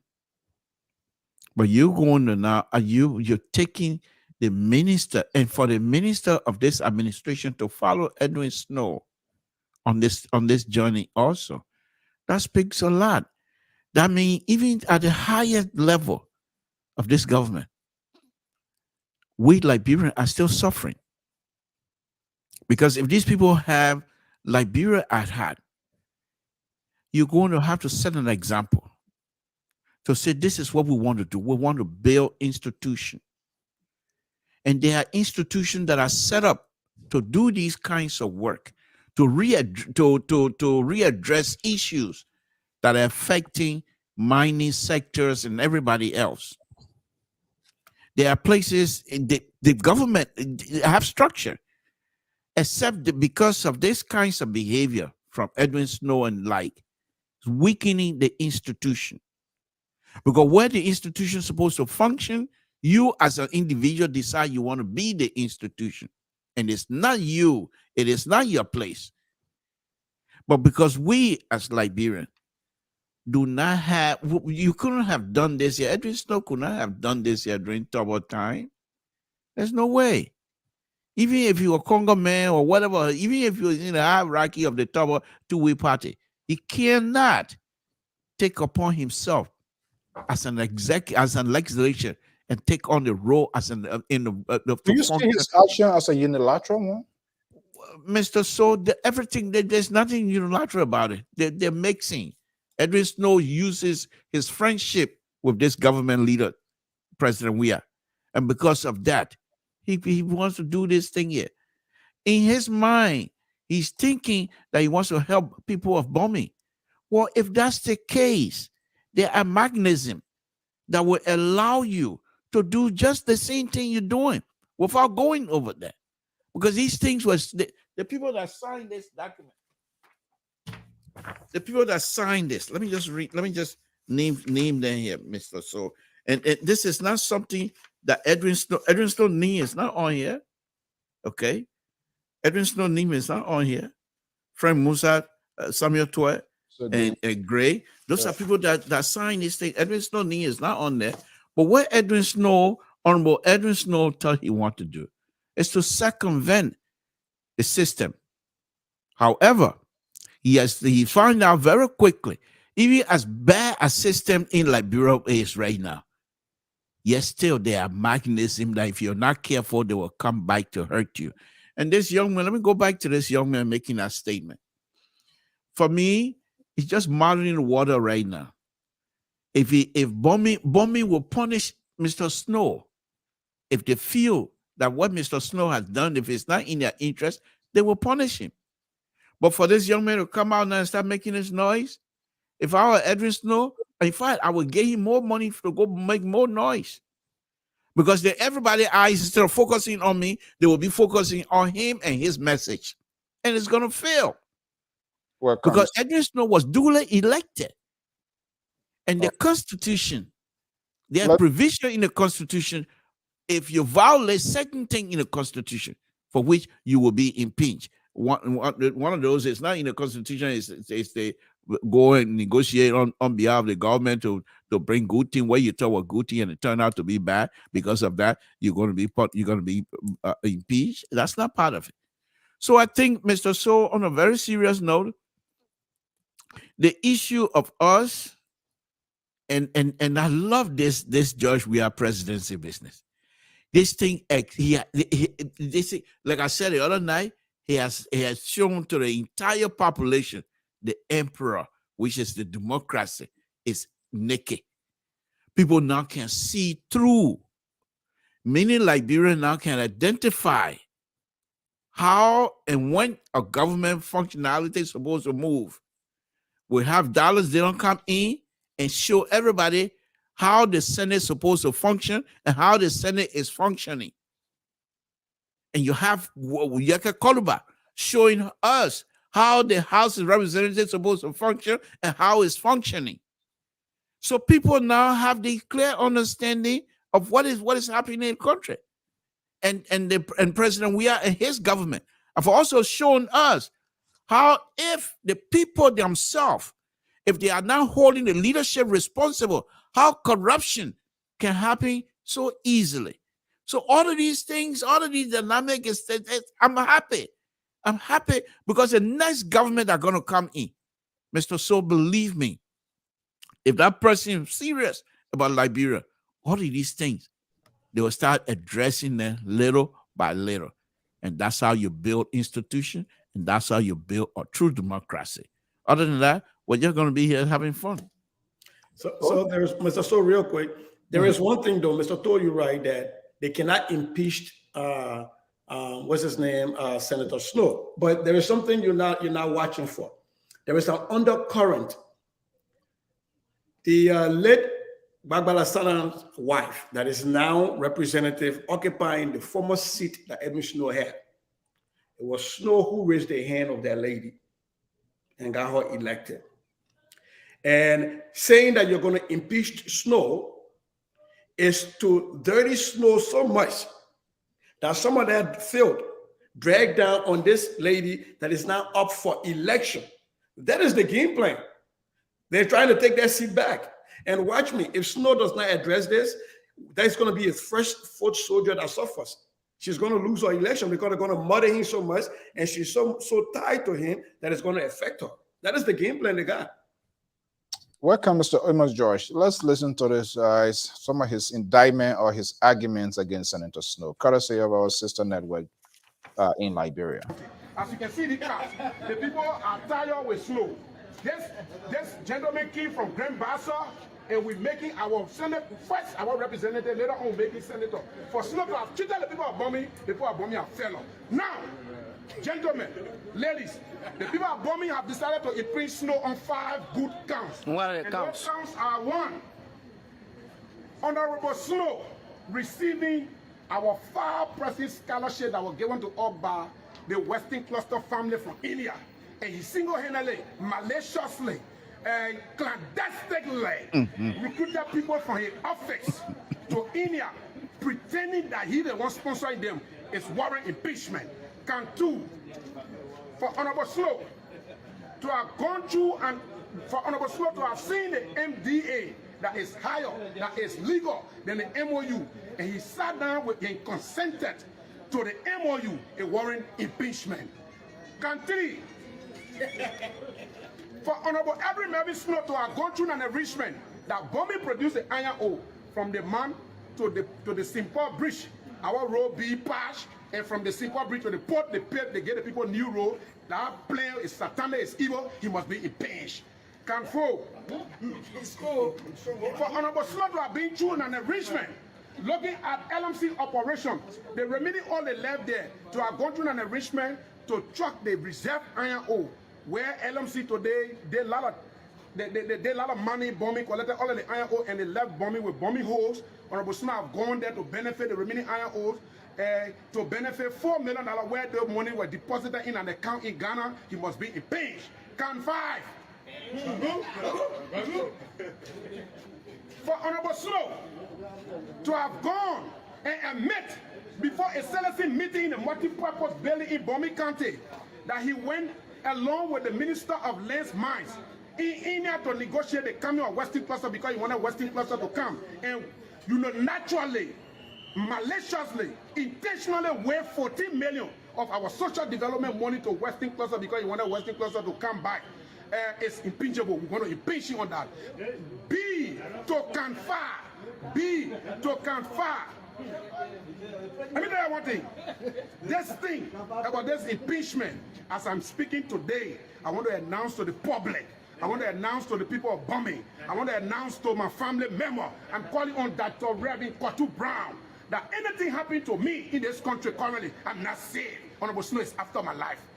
If you find my body on the sidewalk, that Snow kill me. You don't have to look for any other person. I'm not safe. Last night, I saw people on motorbike telling me.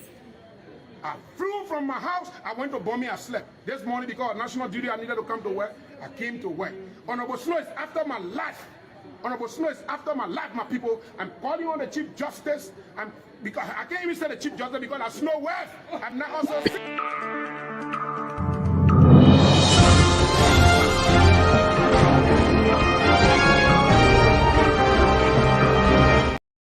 So you forget when it comes to no women. We introvert in our country. So the question when you watch these kind of things, so I don't mean to interrupt, but when you watch these kind of thing, then the question I keep asking Honorable Comey is this the country you want to be president of? Why on the commies? Because I mean, you know, Sissy. I'm just saying. Why would you know? But do here you that know is that if if you want to be president for this, there's a lot that you're gonna have to work with. There's a lot. trouble, I swear. Mr. Toll. Why? Let me tell you something, Mr. Toll. Let me tell you Anyway, something. Pat George coming. Maybe Yeah, you answer. our democracy is in an infant stage. Infant stage. So you see a whole lot will be played out there before maybe someone will be gone and the democracy will get mature. The last time I asked you, I said, are you for a Nigerian campaign? You said no. I told you go and follow that campaign. When you see or you hear what is going on in Nigeria, then you will say, oh, Liberia is a little bit better. But it's not easy there. It's not easy there, something too. The three major candidates, the former Vice President Obasanjo, Atuku, and this guy, the new guy around the black, one former governor, Peter Obi. Yes, and the former governor of Lagos State, the present governor of Lagos State. It's not easy there. So, what people are saying,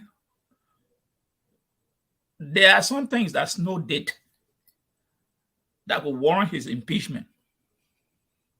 Because it comes with character. Your Senate role is defined. But if anything that they can prove connected to some bribery, that warrant is impeachment. So people cannot just say, oh, there's not, someone cannot say, oh, there's nothing there, he didn't do anything. No, there are something allegations that are leveled against him. And he himself had made that something, and he cannot explain some things. Because one of the questions here is how $11 million got waived. One of the governor of Liberia, the Senate can waive that amount of money. An individual cannot go and negotiate it and say, hey, you coming, so I will let this one will slide. No. So now Mr. Snow cannot answer those questions. How that money got waived? If it is so true, how it was waived?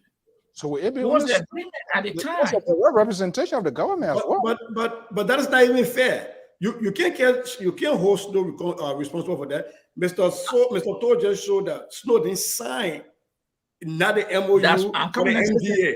So Snow went and negotiated something. The government could have said no, but Frank Musa Dean attested to it. The Minister of Lands and Mines signed it. So not to be supporting Snow, but you can't use that to impeach Snow. The man goes to negotiate something, you got all right to say no, the man not signing it. Look, if those things I said that he said one of the Trump class notes said he didn't sign the document. Come back. You are the senator, you representing these people. So this document was put together. You had no more interest in it? Is that what Snow is telling the people? Now, I brought a company, but whatever the government said, what document is signed, I had now no part to play. But yes, interesting says who advocated for the people, the permit for the people to be upgraded to start exporting iron ore? It was Snow. His name is there. Because Ellen Johnson gave them only exploration license because they were fighting that they must build the port through bombing. And said they were not doing it. The government was not giving them that permit. It was when it came back into the country, the license was upgraded to export the mineral. So there are many questions. And I know have to answer to the people of bombing. So, but Snow also made a position before Sisi comes in here on Spoon. He said, well, he's a senator. And he knows that this money, whatever he had within his region, and all what he was doing to make sure that his people, we must also understand the government of the Republic of Liberia was fully involved in this investigation. Snow didn't go alone. I quite believe there was a consultation at the higher level of their coming back, and if they are coming back, the terms and conditions. He was just intervening. I'm not saying he's ruled out and we can't question him. He needs to have his part. But the government is not coming to hear it. The what? But The government is not coming to say which the Snowland is at this posted child because the government is not speaking. Well, say no. Okay, well, Yeah, that's why if there's any bribery involved, and if it is justifiable, if it is authenticated, not just only saying a account display because somebody gave you a tips of those things, it not just by you saying it makes it a fact, because when you go before the court, that's what I said. The court it must be proved. So what I'm saying, in other words, the government that made all the deals, they're not coming to Snow defend or say no, we did this. They are throwing Snow under the bus. Well, I don't. They're not saying anything. I think. Let me just say. Go ahead, sister. I think we're mixing two things. There are impeachable offenses, and there are offenses that lead you to be unelectable. Mm-hmm. I think everything that Snow has done renders him to not be re-electable, if that's a word, by the people of Bumi. That will factor into their decisions. What, 8 years from now, 7 years from now, or even remove you of some important committees if they still remember that. On the other hand, in order for him to be impeached and removed from the Senate, first thing, he has to be found guilty of at least that bribery. And I want you to let me know if the government of Liberia is in a position to prosecute Snow for bribery. You let me know, and then you let me know that Snow is going to appeal to the Supreme Court, and what is going to be the outcome of that decision. But you further let me know, assuming that the government of Liberia decides to prosecute Snow and Snow is found guilty, he goes to the Supreme Court, his wife recuses herself, and the rest of the justices find him guilty. You let me know that Issa Joseph, who is building a private university for his paycheck, will be able to sit down and vote for the impeachment of Edwin Snow. You know, but this thing is not going to happen. This is far-fetched. The only thing let me just come in here a little bit. Can we do it one at a time? Let me just come in here a little bit. On this whole thing started by the National Investment Commissioner. He wrote Musa Dean. And in that, Musa Dean, the rest of the people, they have this memorandum of understanding to expedite the resumption of the operation of Western Cluster. That was back in April 14. What? That's the Rex riot. You know, Rex riot, anniversary of the Rex riot. They're gonna steal people again. That was April 14, 2022. And in this stuff here, the people that signed, Edwin Snow, he must have been negotiated, but he's not stupid. You know, after running his mouth over there, everything back, the people that signed for the Minister of Mines and Energy signed, yes. The Chairman of National Investment Commission of Liberia signed, Minister of Finance and Development Planning signed, and then of course Western Cluster Man signed, and then attested to by your only Honorable Frank Dean Musa. So these are people, if you want to hope somebody responsible, these are people you need to talk to. But you know, like Sissy said, the only issue that you're gonna have here, if the people can remember 9 years from now or 8 years from now, is to go after Snow. But this young man here, with him now saying that Snow is after his life and all that kinds of stuff, that's for me. You can't take these things for granted, of course. But for me, I think he's just there right now. All Snow got to do, put his hand around, he said, my little brother, stop those kind of thing. And that boy's going to stop. Mr. To, let me tell you, if you think Liberia is yesterday, go after somebody and you sleep, you will see it didn't find your body in the street. So in Liberia, when you're going after somebody, get prepared. Don't say, oh, I don't think the person can do that. I'm not saying, but I'm just saying in Liberia, you go after people in power, you got to be very careful. But since I was saying something, let me just add a little bit. The last time I was sitting down, look at the legislature, what is made up. Sir Joseph is chairman on the executive. So every complaint that comes, Sir Joseph got to hold it.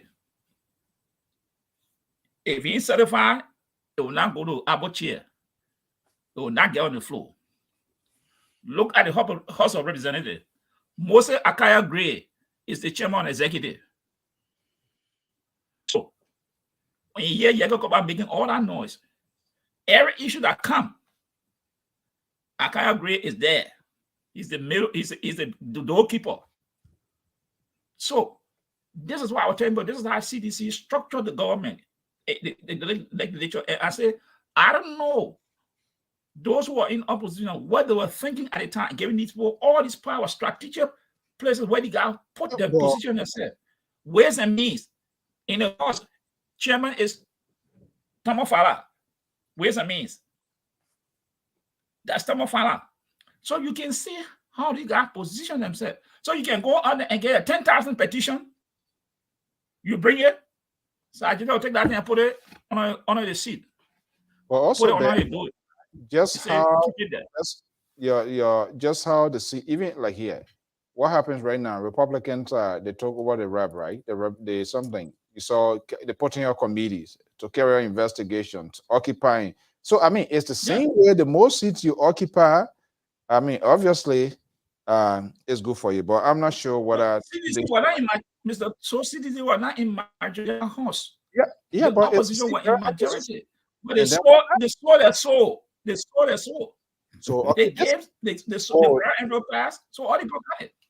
Oh, so you see, then this is what the problem is. This is one of the reasons we kept saying here that these people here, we need to know who these people are, who hands going to be lifted, because it's quite true. This opposition, they were in majority, and everybody, for whatever reason, they went, and they all somersaulted, they're gone. So who you want to blame? That's why we want to make sure these people that are contesting, about 73 seats are at stake right now. We don't even know most of them. They are there, but we don't even know most of them. We don't know the commitment. And this is why it's important for them to be traveling for their day and their experience or candidates seeking a higher office, so that they will also answer these questions way ahead of time before they even get there. But it's not happening. So you can't blame them. You can't blame CDC. You can't blame them. No, I'm not blaming them. I just said they were very strategic. But this funny thing has been happening long before Darius DeLong came to the Senate and started saying confirmation hearings. Confirmation hearings were just that. Wambodiki got confirmed before we started having problem with him. You take somebody and you send him to CARI, the Central Agricultural Research Institute. Somebody with a bachelor's degree. You send him to CARI as the head to lead people who got PhDs and doing research. PhDs Has never done research. Does not even know how to read research data. You send him there, and he was confirmed by the Liberian Senate. So to your point, Mr. So there's been this craziness that's been happening. You give me an envelope, I confirm your person. You give me my envelope, I can't speak. We'll take whatever position you want to take. Envelope. It came out from Milton Tiaje. Tiaje, who yesterday was screaming on Helen Johnson's rallies. Tiaje, so they were in the vanguard. They called themselves the progressive, was screaming and yelling Samuel Doe. And he cared the other day, we got to do this thing so that when the people are confirmed, we can send our relative. Can you do that here? He was in this country. These are the questions you're asking the woman that day. What she can call fufu, she can call fufu gu, she can call gu. And now the confirmation hearing question. Yeah. So look, so this thing, but what I'm saying, we have to continue to talk. Because the moment we silence, when we are silent, this people have won. And we can see something moving. Because this is the problem with the people. Brown envelope the stagnant and get CDC, all the powerful committees. All they were thinking, oh my man, Jesse, my man, you know, I will do it. Time I've catch up with us this range, gentlemen. Amos George, walk about I can see their man day ballet. We're not responsible. You come in I was doing stuff follow you people. I don't know he had a you see, I don't know why Cummings can buy your look, say, you have my phone here. You have my phone here. We can see it. We can see you say Yamafuya, the only thing we see is see you. You're not even moving. You can't see it. Man, I said yesterday. I saw my body had a headache. I don't know what. Yamafuya, but you're not moving. They were frozen yesterday. Something was frozen yesterday. Then he want to put me in the trouble. Me? He say you can't talk. Where? You frozen where? Yesterday. Wow. They really crack your last now. Wow. But says what you're doing bad now. Wow. You need to bring that woman every day. Emma Joy asking for time. Yeah. You want to change the rule in the middle of the game. Yeah, he said, Mr. So, you got to put time on us. Now you know time. I beg you, man. That lady, she's something else. Wow. Sarah, now watch your. Especially that Mr. Joy, the people who wanted to take vote to get election in America, that's the same thing he wants to care to Liberia. He wants Kenya are coming for him. Well, guys, so before we go here, let me say, you know, Georgia, that's not what y'all were doing. I think I talked to somebody. The same problem in Georgia. Right now, in fact, there's no passport, there's no visa. They're not issuing visa in Georgia right now. But you're not. That's what she said yesterday. You're not organized like us. You ain't like us. You better come learn from us. No. Say what happened? They saved her the first time, but this time they can't save her. Yo, they can't save her. I mean, the people, Federal is rallying us a petition statement for them to impeach you on the that's what paper force. Okay, so Sese, how is the atmosphere? We have been told, I think one of the ministers should be arriving. One is already here, my understanding. But what is the overall atmosphere regarding the meeting Saturday? What is happening now? What is the conversation before we go? Well, we've been sending out robocalls. The OLM has been sending robocalls. We don't want to be the few people that go and pretend to speak on behalf of everybody else. You know, we being the people in leadership, you know, just go and say, okay, OLM, all non-board members meet with the government. Here's what we want to know. We want everybody to come because this thing affects people in different ways. And so we're sending out the message. But one thing we've been we've been clear about, and I think our people are looking forward to, is that this is going to be a different kind of meeting. We're not going to be looking at this meeting as opposition partisans meeting with government representative, and we're here to chew them and spit them out. No, our plan, our hope is that this is going to be a community meeting of Liberians, of brothers and sisters, sitting down together and looking at not laying blames on why that happened in the first place, but how do we move forward, and how does that moving forward look like? Taking into account what the government was looking at, you know, there might be some constraints that the government is faced with that we don't know. So understanding the government's own constraints, and then saying the citizens' own constraints, and hoping that together we find a middle ground. What gives me courage is that the government in their communication, and these people we've talked to have said that they are not coming with any preformed solutions that they are coming to put upon us. They are coming to us and hoping that together we form a solution. And I think this is how responsible governments are supposed to function. When But it can only happen if they decide to be sincere with you. Right, and that's the point. And so for now, we are. That's what we are hoping. We are hoping, and nothing. They've done nothing to give us an indication that they're being insincere. So we are hoping we're giving them the benefit of the doubt, and even us leaders, we're hoping that when our people come, that they're not going to be disrespectful. They're not going to be vitriolic. They're going to ask questions. We're going to have a common conversation as brothers and sisters and find a way forward. Now, you're one of the board members. I definitely, and my understanding information we are getting is a community which you have validated here. So is the leadership, the community driven in in a solutions-oriented type, or are we going to go back? Why I took this decision? Why I do this? That's people can go back. No.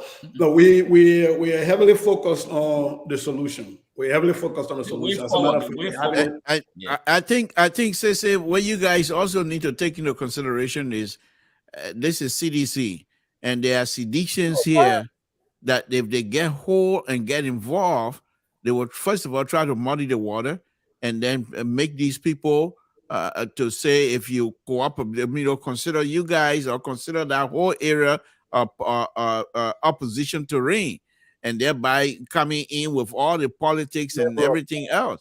So while you want to trust, but I also want you to make sure that I hope that you guys will try to verify. In other words, make sure that these sedition talk show hosts and things like that don't try to come and poison this well. Because if the government is coming in and saying, we're coming for us to have a serious discussion, that would be a good program. But if these people get hold of the people that are coming, or even if they get here, then they start calling behind them, or the people here, they're selling out, and then the phone calls start coming in. Those are things you need to watch out for as well. The preacher will not be in the horn of the real. Yeah, so one of the things though is that this is an event that is being managed by the OLM leadership in collaboration with other prominent leaders. So we have Reverend Dr. Tabla, Imam Dukle from the Muslim faith, the prominent imam. And we have these reverends and these pastors, elderly people who are really trusted in the community that are leading this. So even I being there, I might not even be center stage, even though I'm a board member running for re-election, by the way. But I'm not going to be center stage. And one of the things that we managed to do is to remove ourselves, because of some of us who talk for other political parties. We want to make sure that when we show up to these places, we share all of those political ideology that we're talking about Liberia. And by the way, if consular services were to be moved all of Minnesota, citizens will also feel the same pain, right? They too will have to go find the visas somewhere else in DC like everybody else. And that's why last night I was giving credit to Madame Dwopo, because she is in Minnesota, and CDC has a very strong branch in Minnesota. And she wrote an actual press release when this thing was happening. And she called on the government to reconsider its decision to transfer consular services. And she in her communication spoke about this affects every Liberian and it's not political. And that's why I gave her credit last night, because that was leadership. She had a choice. Other people would have gone political and made it, us versus other people. But she didn't. And I think to the extent that she did that laid a good groundwork wherein our executive director has been able to communicate by phone with the deputy ministers of foreign affairs, and we're able to write a letter that went directly to the minister of the chief of staff to the president, was my former position, Minister of State, and we were told that the president also saw the letter. So this is not something with the people doing behind other people back. The president is aware, the foreign minister is aware, the minister of state is aware, and they are all, in agreement with us that this should be a community-oriented solution, and they come with that. But you're right, you trust, but you verify. But at this point, they have not given us any indication that they're being. You want my prediction? No. The government gonna cave in. They're gonna let you guys have your way, and then they're gonna take credit. That's back fine. in Liberia. If I continue to get my visa, I'm okay. They can get a credit. What would you prefer? No, I mean, not. They shouldn't have started the problem in the first place. When you are done. The fact they started the problem. The fact they started the problem. Now they're going to take over. Look what we're doing. We're cooperating with Liberia.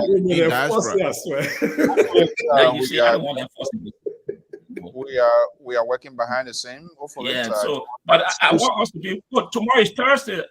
I think tomorrow is Thursday. You're going to go there, Mr. George? You're going to go to Minnesota? I think. Huh? You can't enter that. You're going to. No, I want to say something. No. I ain't going. You can provide security for me. I won't go there. I beg you. See what? They'll be looking out for the Supreme Court because the guy or the LCC, the Supreme Court, the LCC will be making ruling for this guy. They took from the LCC, Council of Mountain. All right. Well, in our tomorrow they will be hearing that argument also.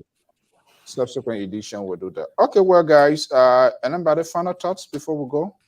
Well, I just want to say that it's been a wonderful, wonderful show, and hopefully tomorrow when I don't leave you, stay here. That you hear with me also.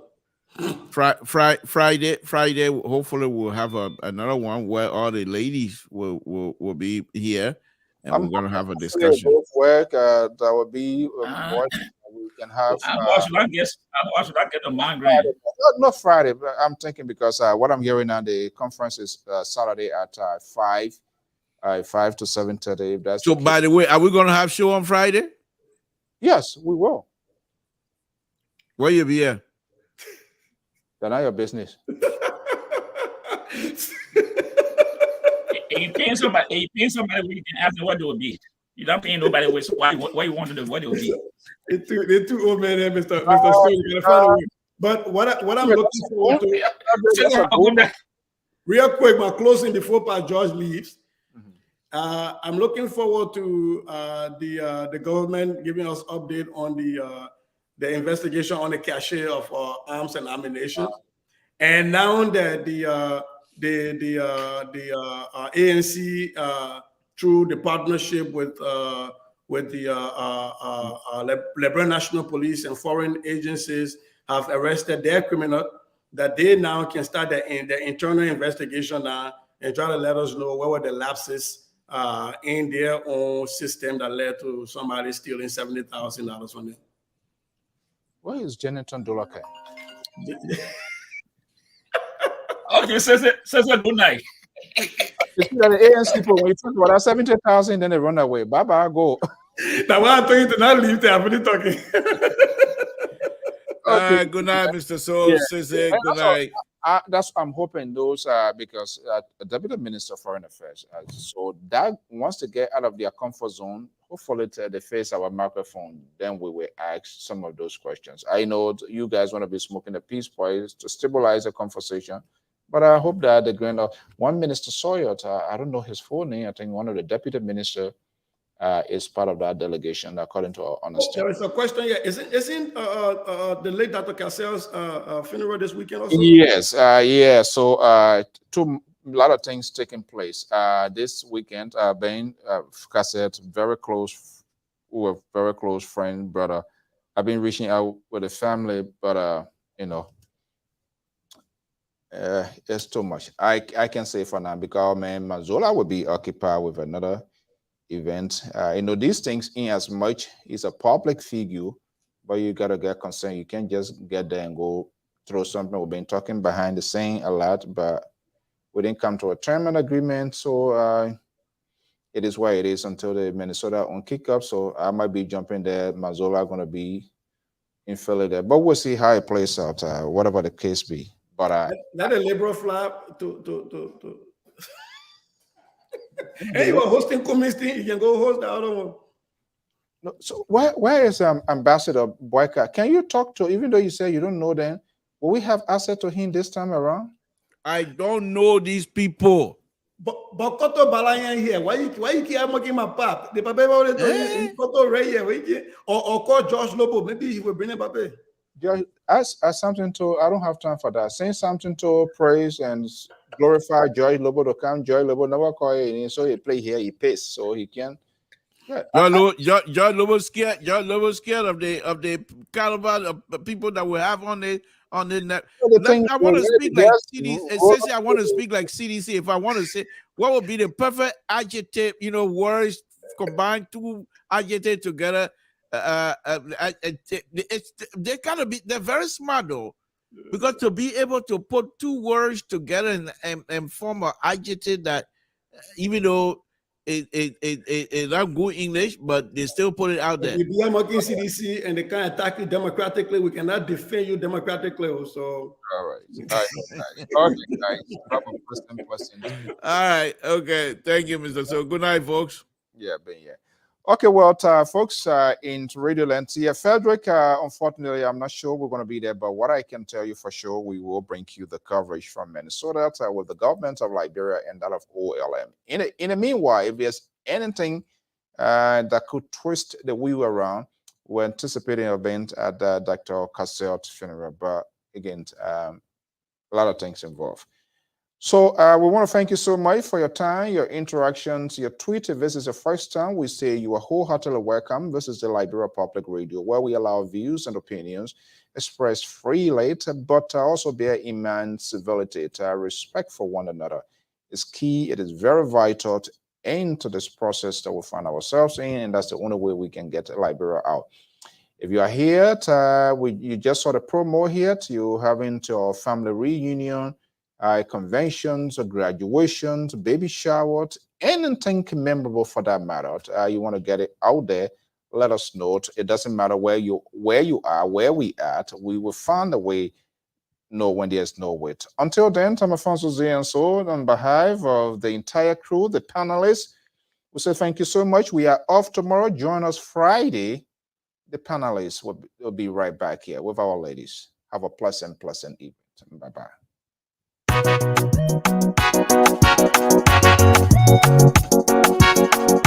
DJ Square Production Classic. They Oh, don't wait. Don't wait. Don't wait. Oh, yeah, don't wait. Don't wait till I die. Don't wait, yeah. Don't wait, my brother, don't wait. My sister, don't wait. Don't wait till I'm in the hospital, don't wait. I'm dying, don't wait. I need your help, don't wait. Don't wait till I die. Please help me, don't wait. Don't wait. I need you help me now, don't wait.